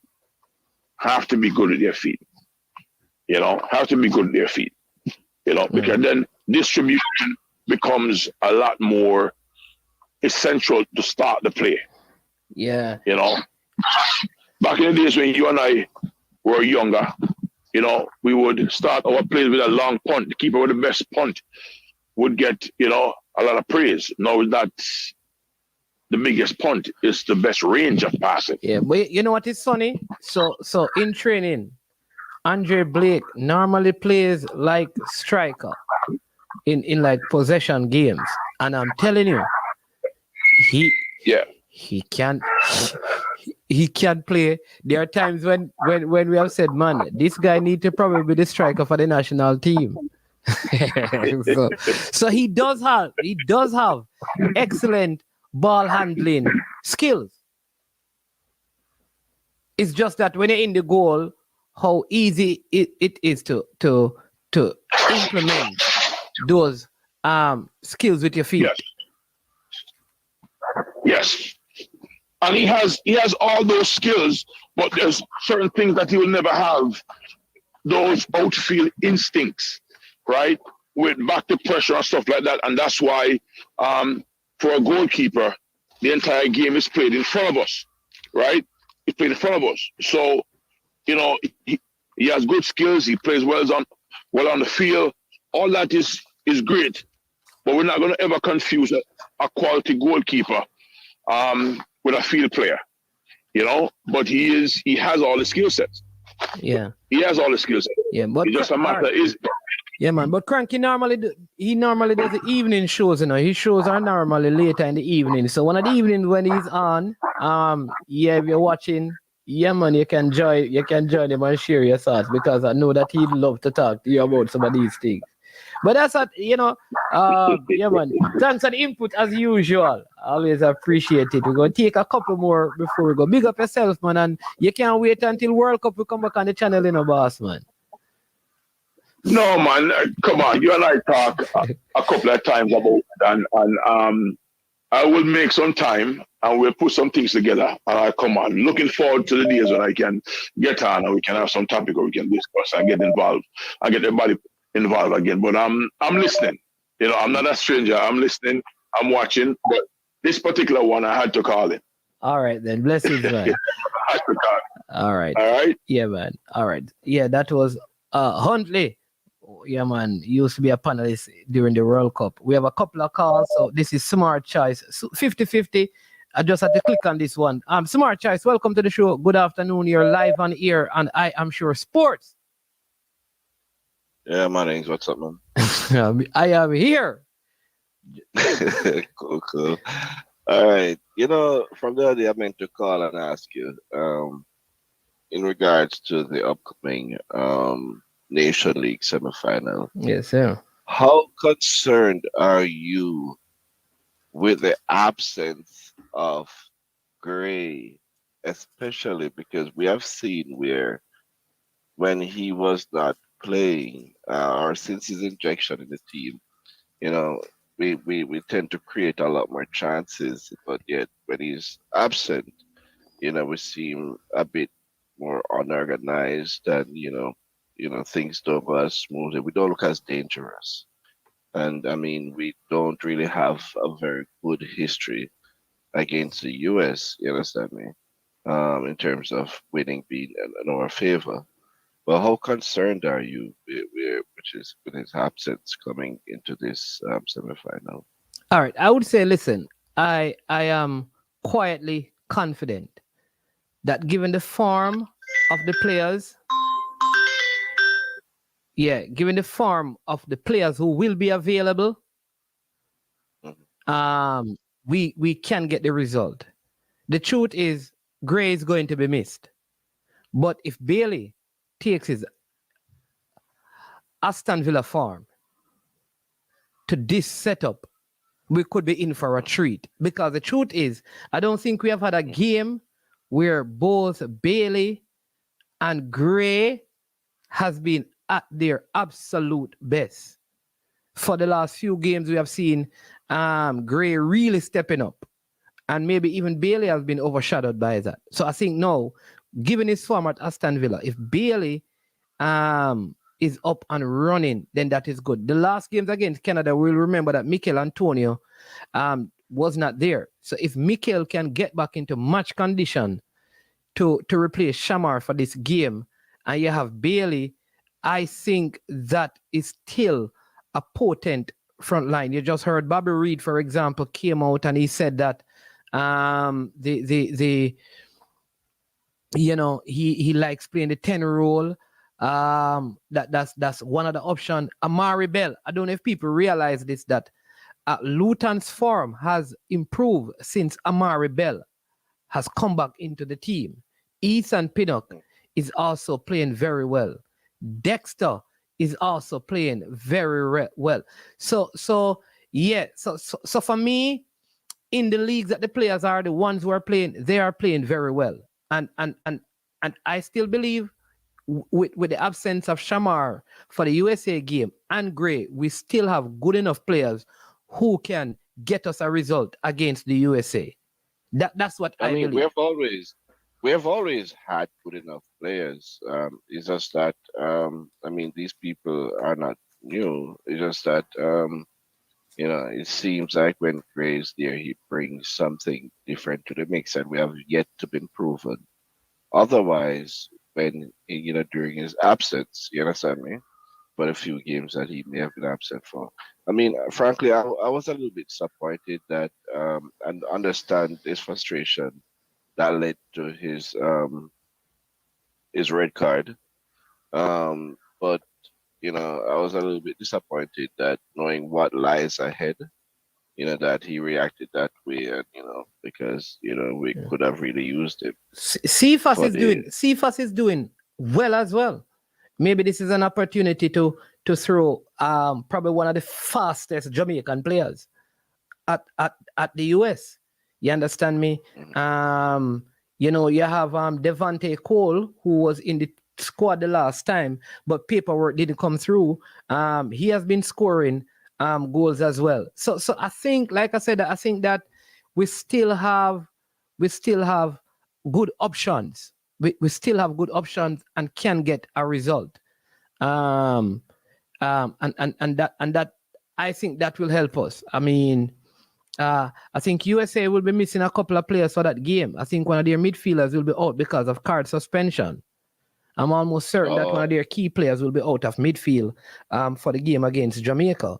So they have their own concerns as well. So I really still believe that we have enough quality in our team to get a result against the USA. And that will set up a nice finals, because then you'll have, the Gray and the Shamar. Yeah, and the Shamar coming in, Yep.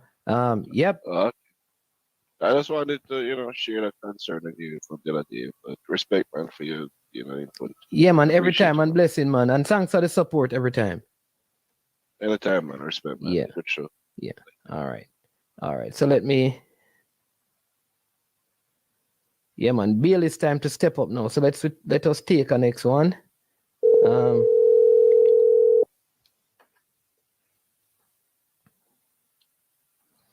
Hello? Yes, sir. Good afternoon, Mr. 5050. That's the name we call you, but we know you have other names. What's going on? Good evening, my name. So far as well. And to everyone as well. But I was listening to your program in the morning, right? Yes. And I was in pain listening to some of the things that you have been saying. Oh, you're in pain?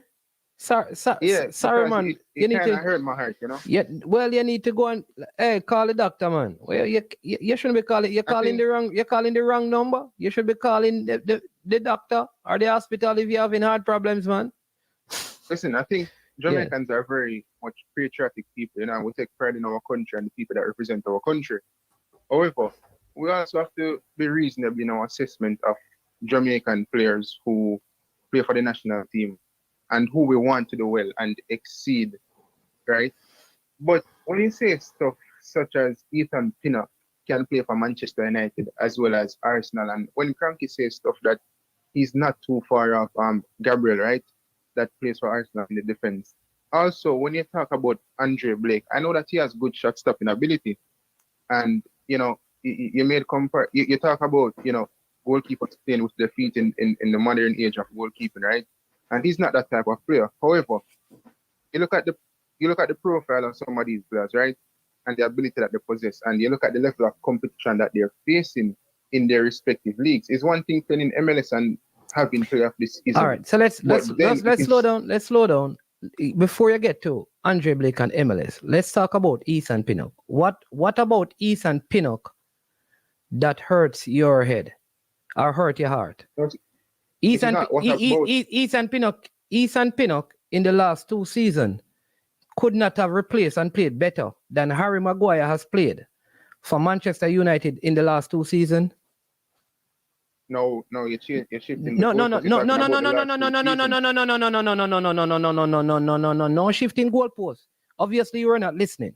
Ethan Pinnock in the last 2 seasons, and I call Harry Maguire name, could play on the left side of Manchester United's defense, because what has Harry Maguire done in the last 2 seasons, that is better than what Ethan Pinnock has done. That is what I said.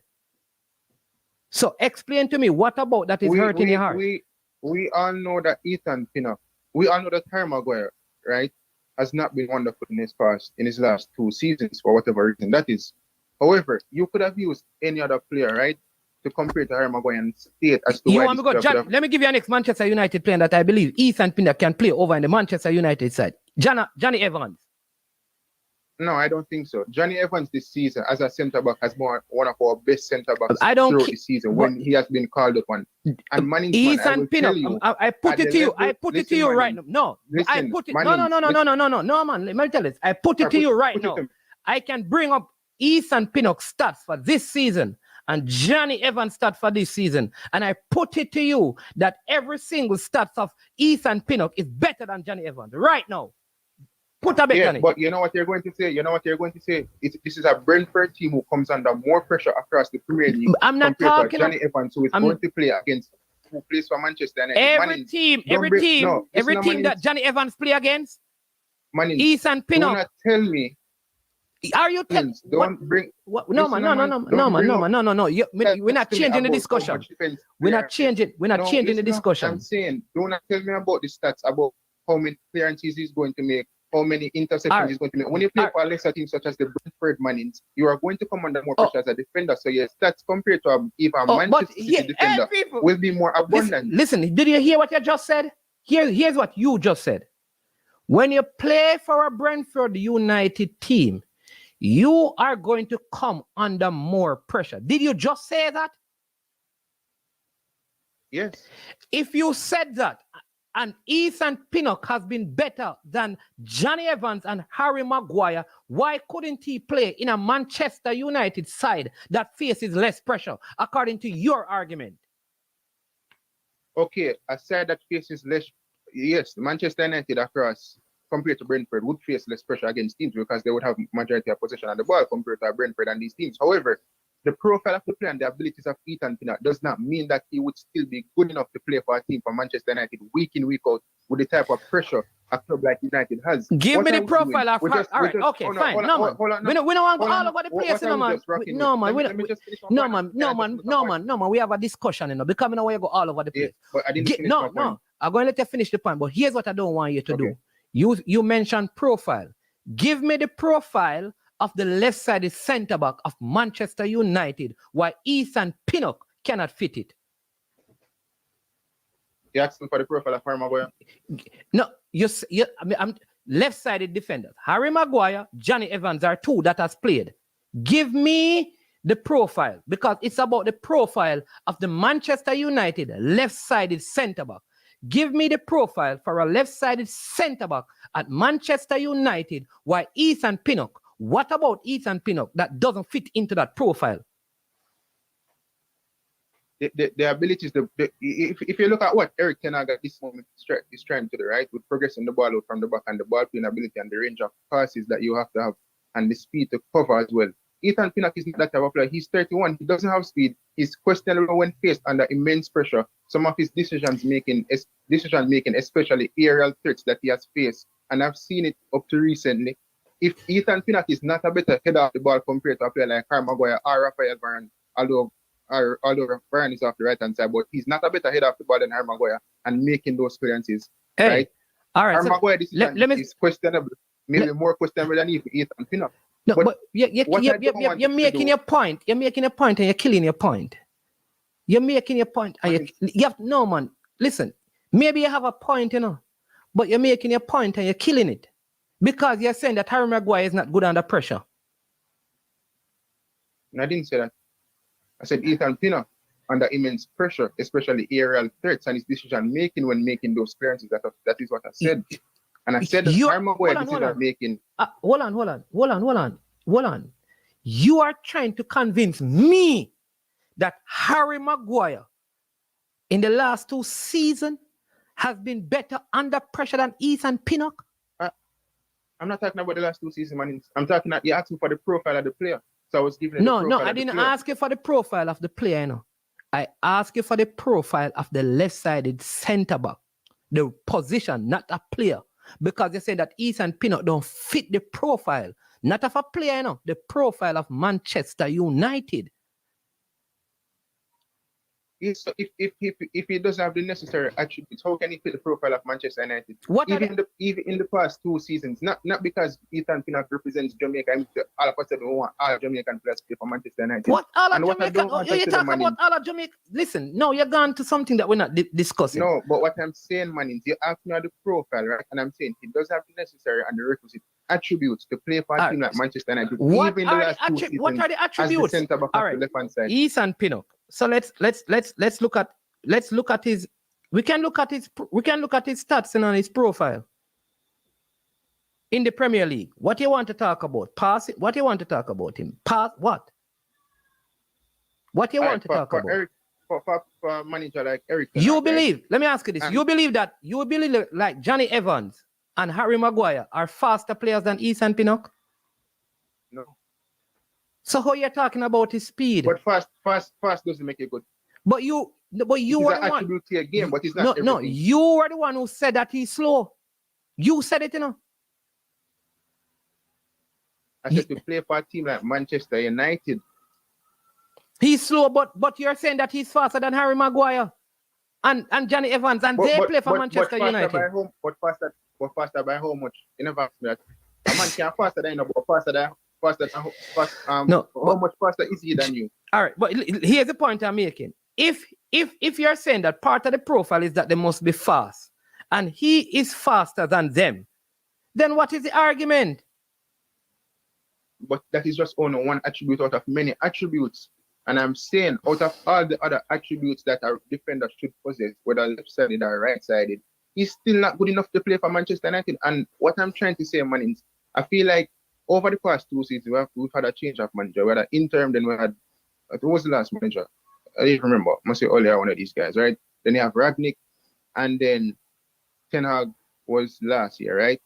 So there's been a shifting change in terms of the players that we've been using. And I'm saying, even over the past 2 seasons, Ethan Pinnock would still not be good enough to play for a team like United.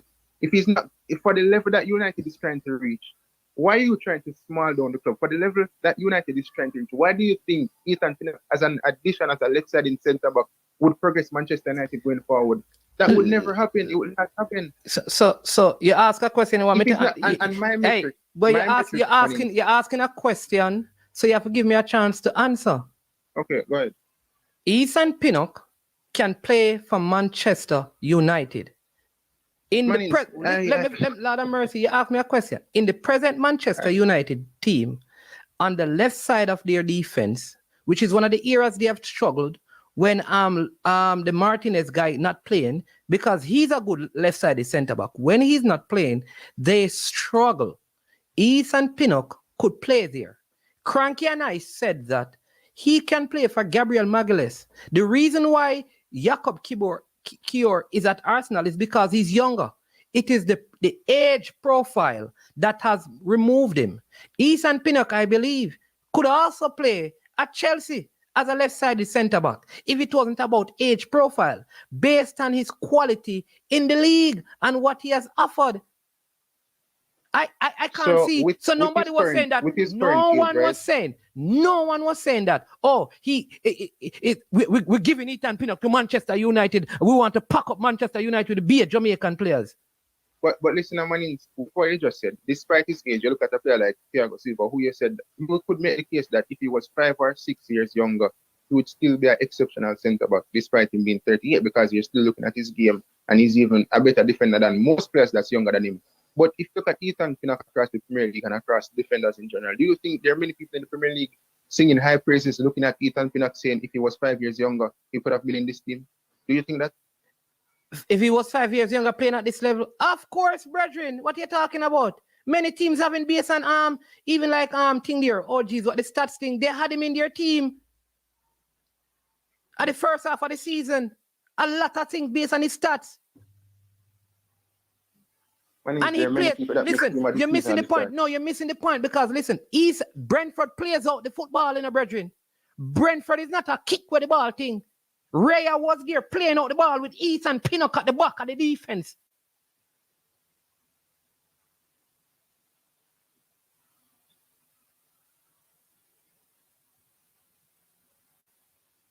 Hello? Yeah. So all I'm saying is that I'm not saying that Ethan Pinnock is the best defender in the league, but so at the midway point of the season, many teams he was on. Let me give you it. He was on teams. Let me give you it. I go and find it because I have them stats here now. Woo! So this is not just Manning's man alone. The pundits had him in their team. The pundits had him. So what is he doing? That pundits would have him, but yet we are saying that he is not good enough. He's not good enough. So who score? All right, is it who score? Who score had him? Team of team. Let me finish, man. Team. Man. Let me give you this. Team of the year for 2023 Premier League in goal. Alisson 6.83. Left back Trent Alexander-Arnold 7.29. Right back Trent Alexander-Arnold. Centre back Van Dijk 7.19. Left side the centre back Ethan Pinnock 7.14 and Robinson at Fulham 6.92. And is this the Premier League team of the season, man? This is from official who score. So you have different sites that do it. About who score? But who score is not the Premier League, man. But it is based on stats, though. It is based on stats, though. By who score and all these other different websites.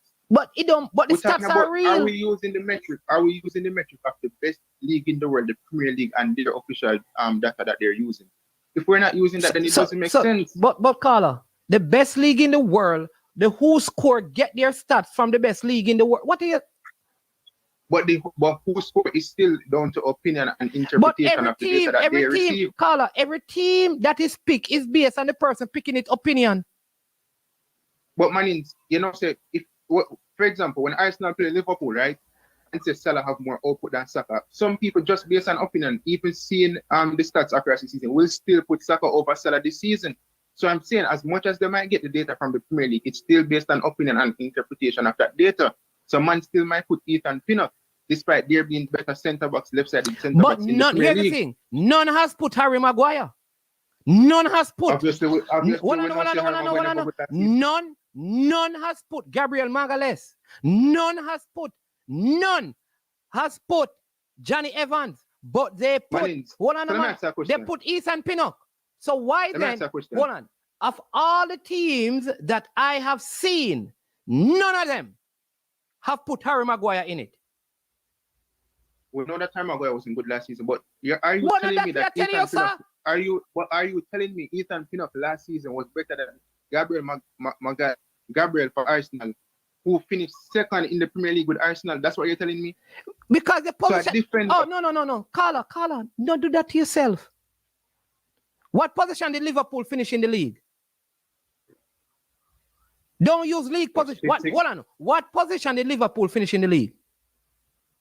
5th, 6th last season. All right. Was Saka better than Salah last season? I would say so last season. Saka was better than Salah? Yeah, but it doesn't always come down to the output of the player.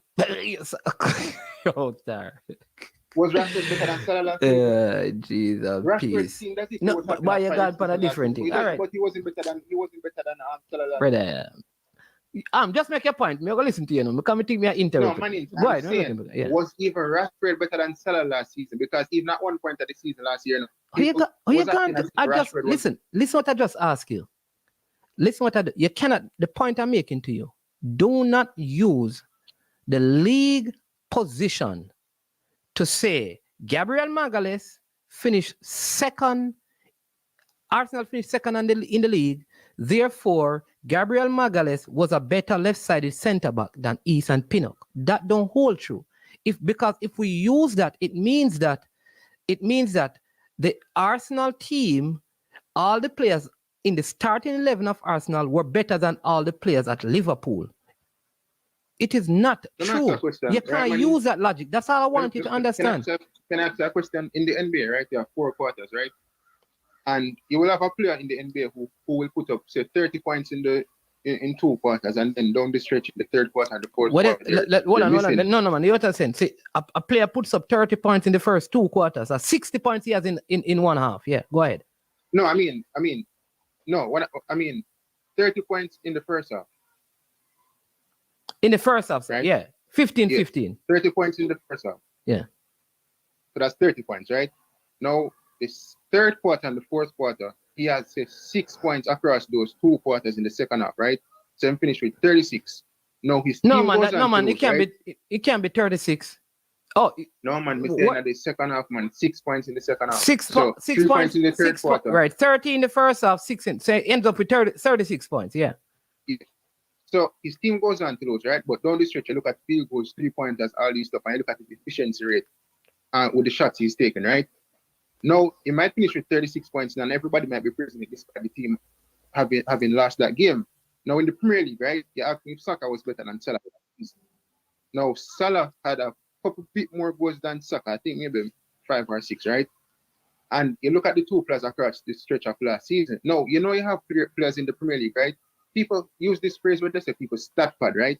No, I'm not saying Salah stat pad. I don't believe in that, right? But do you know that there will be players who perform in the first half of the Premier League season from the months of August to September? Me I try help you, but you know what I'm help you. No, listen, man. Arsenal fall away. Arsenal fall away, So if you're going to use anything to judge Saka and Salah, remember that Arsenal fell away in the last part of the season. Who put up great numbers in the first half, including Saka, who you said had a better season than Salah, who finished the season strong. In terms of, but we're not only looking at the stats now, but in terms of efficiency and playmaking ability, etc., chances created, all these type of stuff. Who was better last season? No, I don't believe Salah was better than Saka last season, not because he had probably 5 or 6 more goals than Saka, who had 14 goals last season, 11 assists. That's not far apart. Hold on. Not because it's Mohamed Salah would just have to say, oh, Salah every season better than Man. So that's all I'm trying to say. All right, here's what I wanted to do. We want to stick to the Ethan Pinnock thing because me no want bit. All right, Dr. Dan, here's the truth. You're not going to agree with anything that I say still, so I respect it.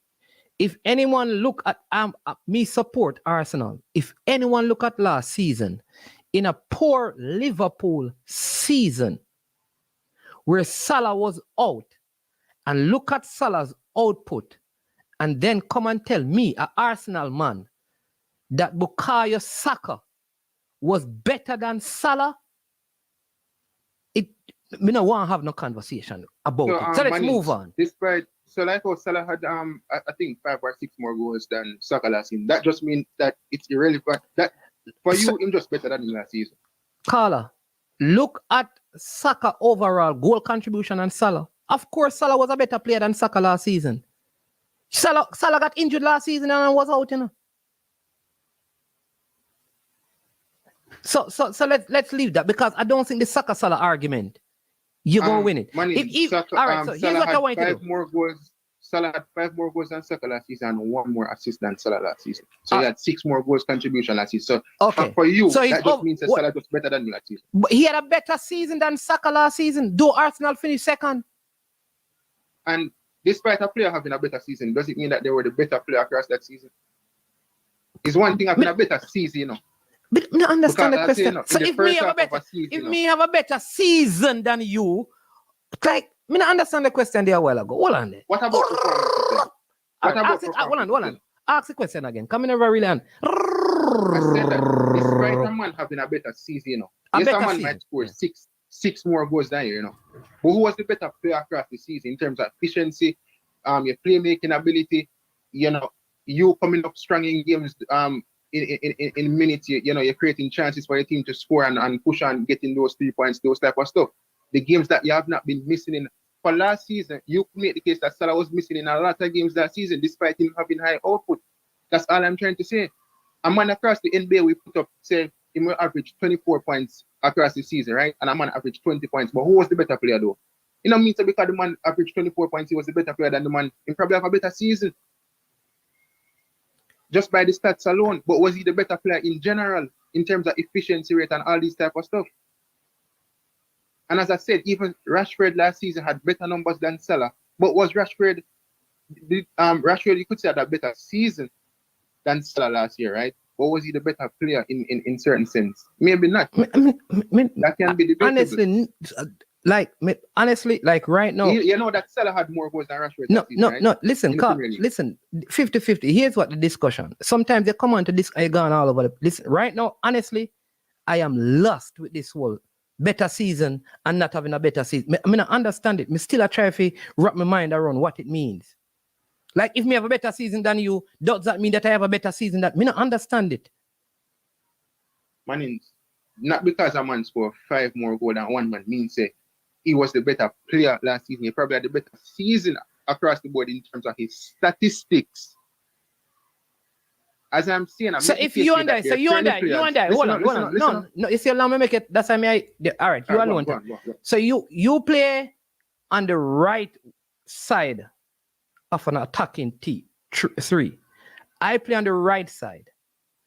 Our role is to score and assist. At the end of the season, I have less minutes than you, but my overall output is greater than yours. When the teams are being selected, I am in it. I am in more of the teams than you. There's not a person who selected a EPL team that don't have Salah in it. The pundits. And you are saying that given those things, Saka is still better. I'm trying to understand what you're saying. Manins, I made the case there about the NBA efficiency thing, right? And I'm saying there are certain players in the Premier League who across the first half of the season will have better numbers, right? So, for example, we are talking about the end of the season, regardless of how. So, if I miss half of the season, and at the end of the season, my goal output, goal contribution is better than yours, who had the better season? Not better half, not better quarter, not better first half, not better first quarter. Who had the better season? So I will come back to Ethan Pinnock. Go and look at the EPL website, the official EPL website, and tell me what they tell you about Ethan Pinnock last season. The official EPL website.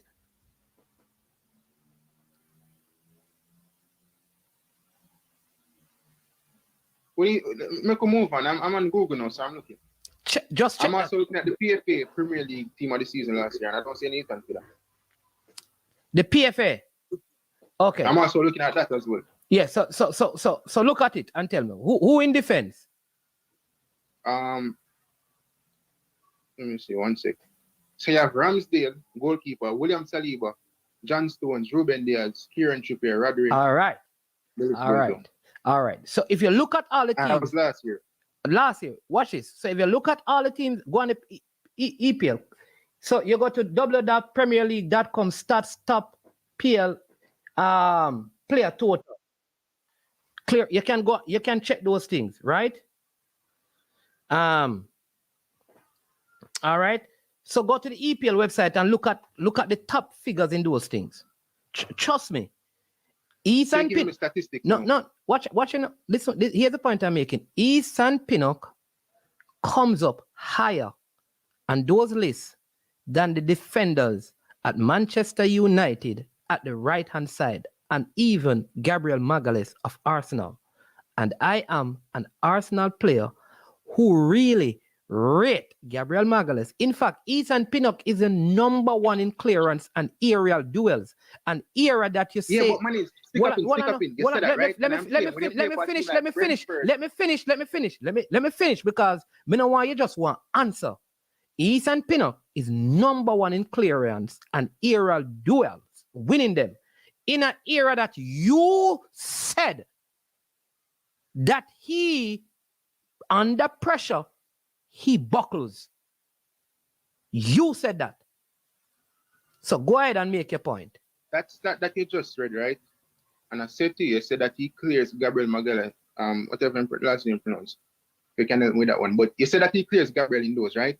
In those departments. And I'm saying, man, when you play for a team like Brentford, you will always place more shots. You will always have more clearances to make, etc. So in terms of your different in that area, statistics, you will always have higher statistics compared to a team like a Man City, Man United, and Chelsea, who is going to control majority of possession of the ball, etc.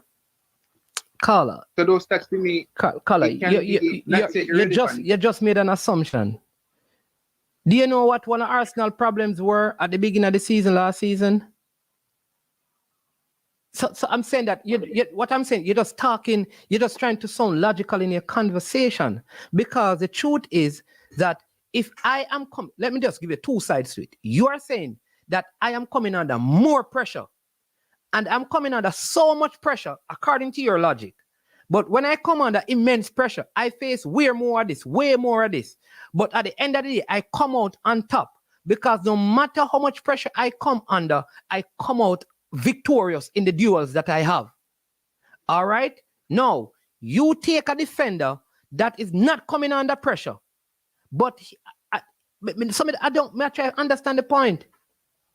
So you're not coming under pressure, but yet I am outperforming you, and then you're going to say, I am still a better defender than you, though you're outperforming me, and you are under way more pressure than me. You cannot just use the heading metric to say that player is a better defender than the next player. I didn't use that. I'm telling you that in passing, he's better. In interceptions, Ethan Pinnock was top in interceptions in the EPL. Not number one, but he was in the top bracket. Ethan Pinnock was in the top in aerial duels, recoveries, passing accuracy, all of those things.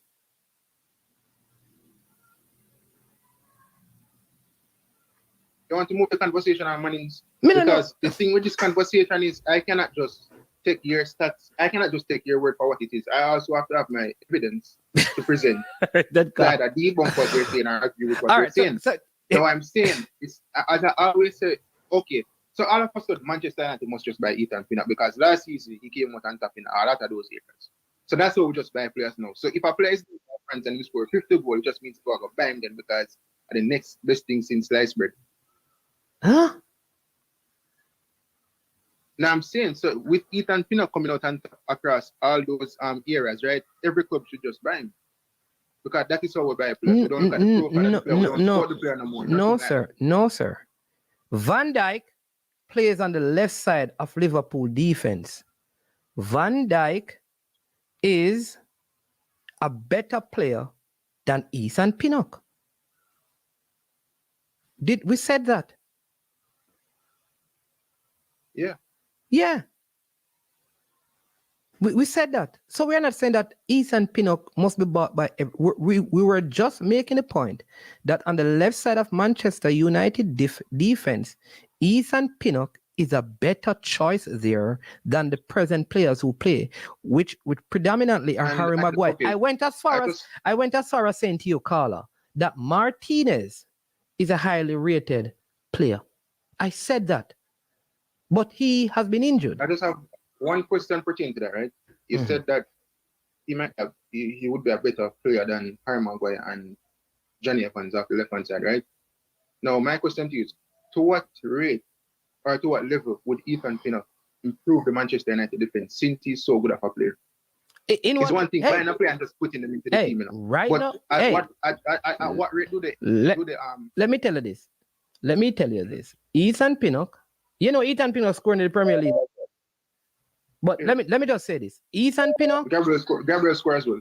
Lord have mercy. Yeah, there's a move between you asking about Manchester United. Make an answer about Manchester United. You're gone back to Arsenal. So make up your mind. What you want we talk about? Ethan Pinnock. No, I was just making a point.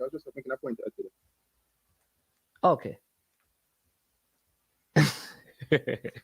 Yeah. No, go on, so my point is, if your option is Harry Maguire and Johnny Evans, I believe Ethan Pinnock would add more value playing the ball out from the back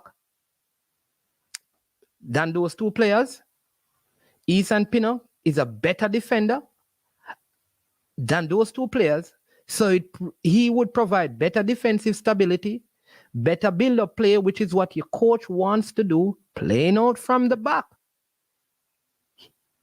I believe so. And at Brentford, he is very key to how they set up and set players. And, you know, to a certain extent, I would agree with you in certain areas. However, in terms of defensive abilities alone, right? Now, listen, despite Harry Maguire having, in the last 2 seasons, a bad season, I do think, and I will stand the opinion, that Harry Maguire is still a better centre-back than Ethan Pinnock, especially defensively. And also, Harry Maguire! Listen up. Cranky came on here and he talk about the body of work. Not because a man have 1 or 2 bad seasons mean that you dispel everything is. If you look at Harry Maguire across England, as well as before he came at United across at Leicester City as well, he was a brilliant defender. And even his first 1 to 2 seasons at Manchester United, he was still a brilliant defender. So not because he has 1 or 2 bad seasons mean that all of a sudden Ethan Pinnock. Give me the season. Give me Harry Maguire. Hold on. Let me just ask you a question, man. So because we're going to have to end because we have a big show coming up. Which season was Harry Maguire best season at Manchester United? The first season. Undoubtedly. The first season. Yes. That was with when he came from Leicester. I think it was with Ole. And Maguire was there. That was Harry Maguire best season was his first season at United. Anybody can tell you that. Okay. All right. When was that? You're a Manchester United fan? Yeah. When was that? Which season? No, man, don't say which you say. Just hey, ask me about the Arsenal defender. I can tell you them stuff. No, but there's so many information our brain can store now. I think it was the 2020-21 season. Because he was there in the lockdown. So I believe it was that season. So 2020 to 2021 season. Harry Maguire. I think that's when we got him. So 2022, 2023. So this is Harry Maguire, third season at Manchester United. No, it's not the third. I think it's fourth season. All right, so 2019, 2020 this year. All right, 2019. So from 2019 to 2020, season 1, best season. All right, so you have 2020 to 2022. That's one season. 2022 to 2023. Right? Because I said 2019 to 2020, one season. 2020 to 2021, 2 seasons. 2021 to 2022, 2 seasons. 2022 to 2023, 3 seasons.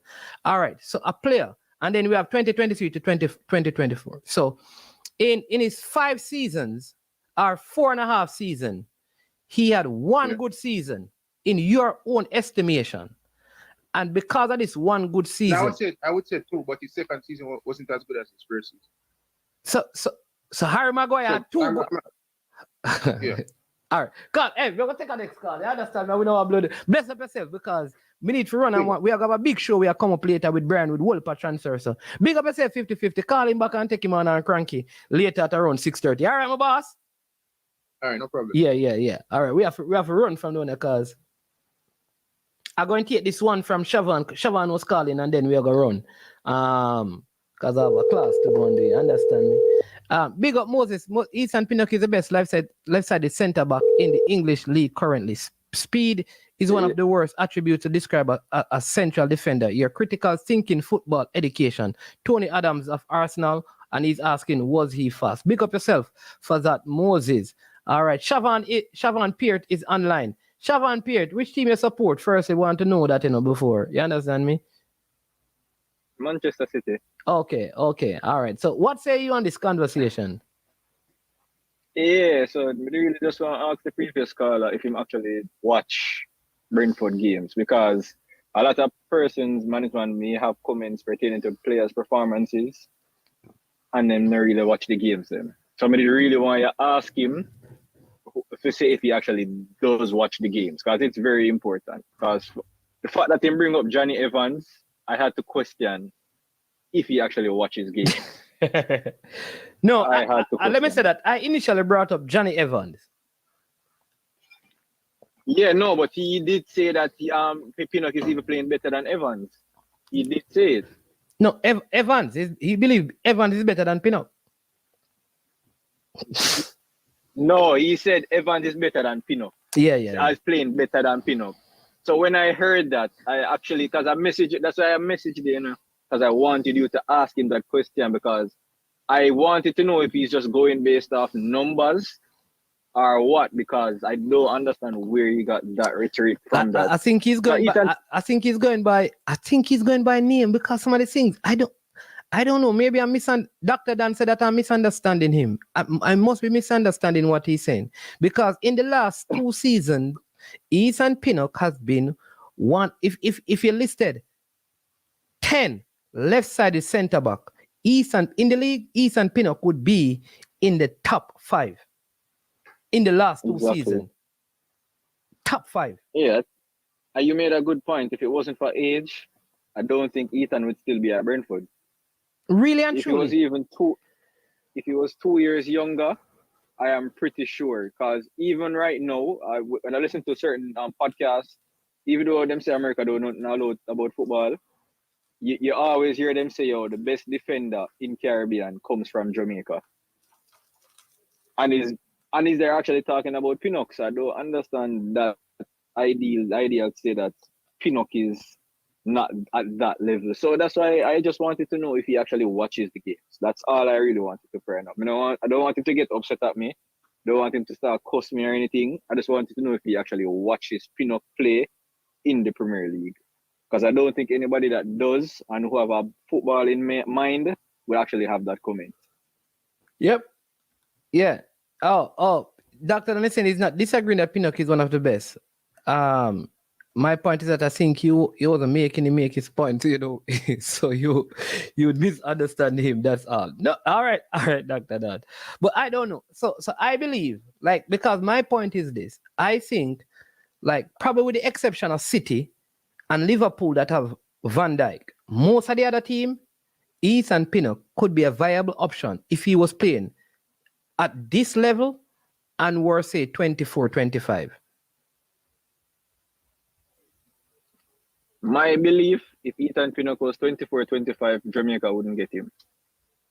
Yeah, that's what Cranky said. Yeah. Cranky said that the truth is, if he had probably held out, probably England would have called him. Because, listen, Ethan Pinnock was playing so well, that many people believe if he had not had Jamaican, if he hadn't represented, England would have called him up last season. In the same time that we were looking at Ivan Toney. People forget that Brentford last season qualified for Europe. Didn't they? Didn't Brentford, one of those leagues, what did Brentford play in last season? No, I don't think they qualified for Europe. I think they came close though. Didn't they go to play for the is it the Conference League something? What position did Brentford finish? Well, let me check it. Oh, they're not Europe. Let me check it. Because Brentford finished way up the league last season. Surprised many people. Let me just check it. EPL standing. Let me just make sure I'm taking it. Because I know one Kiri clip me the other day. They finished ninth. Oh, so they've never played at the Conference League. 59 points. No, one. Yeah, they were almost close. Yeah. All right. 9th. The man them finished. How many goals conceded? 46 goals conceded last season. I think a lot of persons are really downplaying. I think it's because it's Brentford. I don't know if that's the reason why, but the fact that actually I think he's the only person I've ever heard not give Ethan Pinnock his praise, to be honest. Everybody that I've heard, even persons who don't really fancy the Jamaicans who weren't born on the island, I've all heard them say that Ethan Pinnock is literally it, that defender. So to hear him say that Johnny Evans is better than him, he couldn't make Man U side, I think that's a stretch, to be honest. Because I don't think Harry Maguire can make Brentford side. With all due respect, I don't believe Harry Maguire can make Brentford side. So that's just me though. But yeah, all right. But man, is you gonna watch the match later?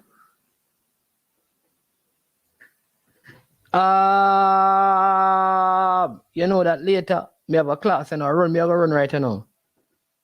Oh, all right then. So, all right. So, thanks for having me on management. And thanks to everybody that's on the show and the chat as well. Yeah, man. But Brian will be here at 6. Him can talk about it. Brian will be here and Cranky will be here with him as well.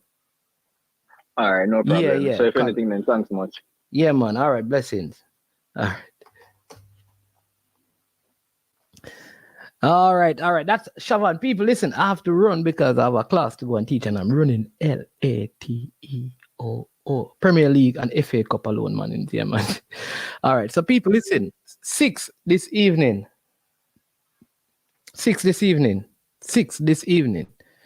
Mana Sponge will be live on air, giving you EPL, JPL transfers, all of those things. You know that Cranky will be here with him. All right. We are 8 likes away from 100. Can we get it up to 100, please? Hit the like button. Hit the like button quickly. You understand me? Before we go, let's get it to 100. Just 8 likes away from 100. So let's go. 1, 2, 3, 4, 5, 6, 7, 8. There we go. Get the likes moving. But I am management. This has been I Am Sure Sports. It has been an absolute pleasure being with all of you today. All right. We didn't even talk about Corey Burke coming back from surgery, ready for the league. Damian Lowe. You understand me? Ready for the league. The U20 go again. Jamaica Reggae Boyz 2-2. Veer Humble Lion. They won those 2 games. Kahim Dixon scoring in the Humble Lion game. Romeo Guthrie and Jason Wright scoring in the first game. So congrats to the Reggae Boyz and Coach Al Grimson as he continues to work with the domestic players. Yeah, man. You understand me? But yeah, I'm going to rush out of here, people. Again, hit the like button, subscribe, and share. I am Man. This has been I Am Sure Sports. It's my absolute pleasure every day. Thanks for the super stickers, the super chat. Thanks for every person that liked the video. Big up to everyone in the comment section. Thanks to 50-50. That's what we call him, Cranky, Huntley Swaby. Every person that called in today, every share that was made, every moderator, lots of respect to you all. You understand me? As usual, when it gets to the end of the program, you know how it goes. We say we are over and we are O-U-T. We are out of here. Yo, watch your bad dog, SK New Artist, the body out there, Sniper King I represent for I Am Sure Sports. You get to me, I say, when you want the latest news and sports and updates and all of that, check out I Am Sure Sports. You know the thing goes in. Remember, cover the whole island. Remember Kingston, Westmoreland, Galchester, Ocho-Race, Galtigo Bay, everywhere. I Am Sure Sports, check it out for the latest news and latest updates. Sniper King I represent. Where them feel like, yeah, someone on for the food from young, from where they knee height. I Am Sure Sports. Yeah, dog.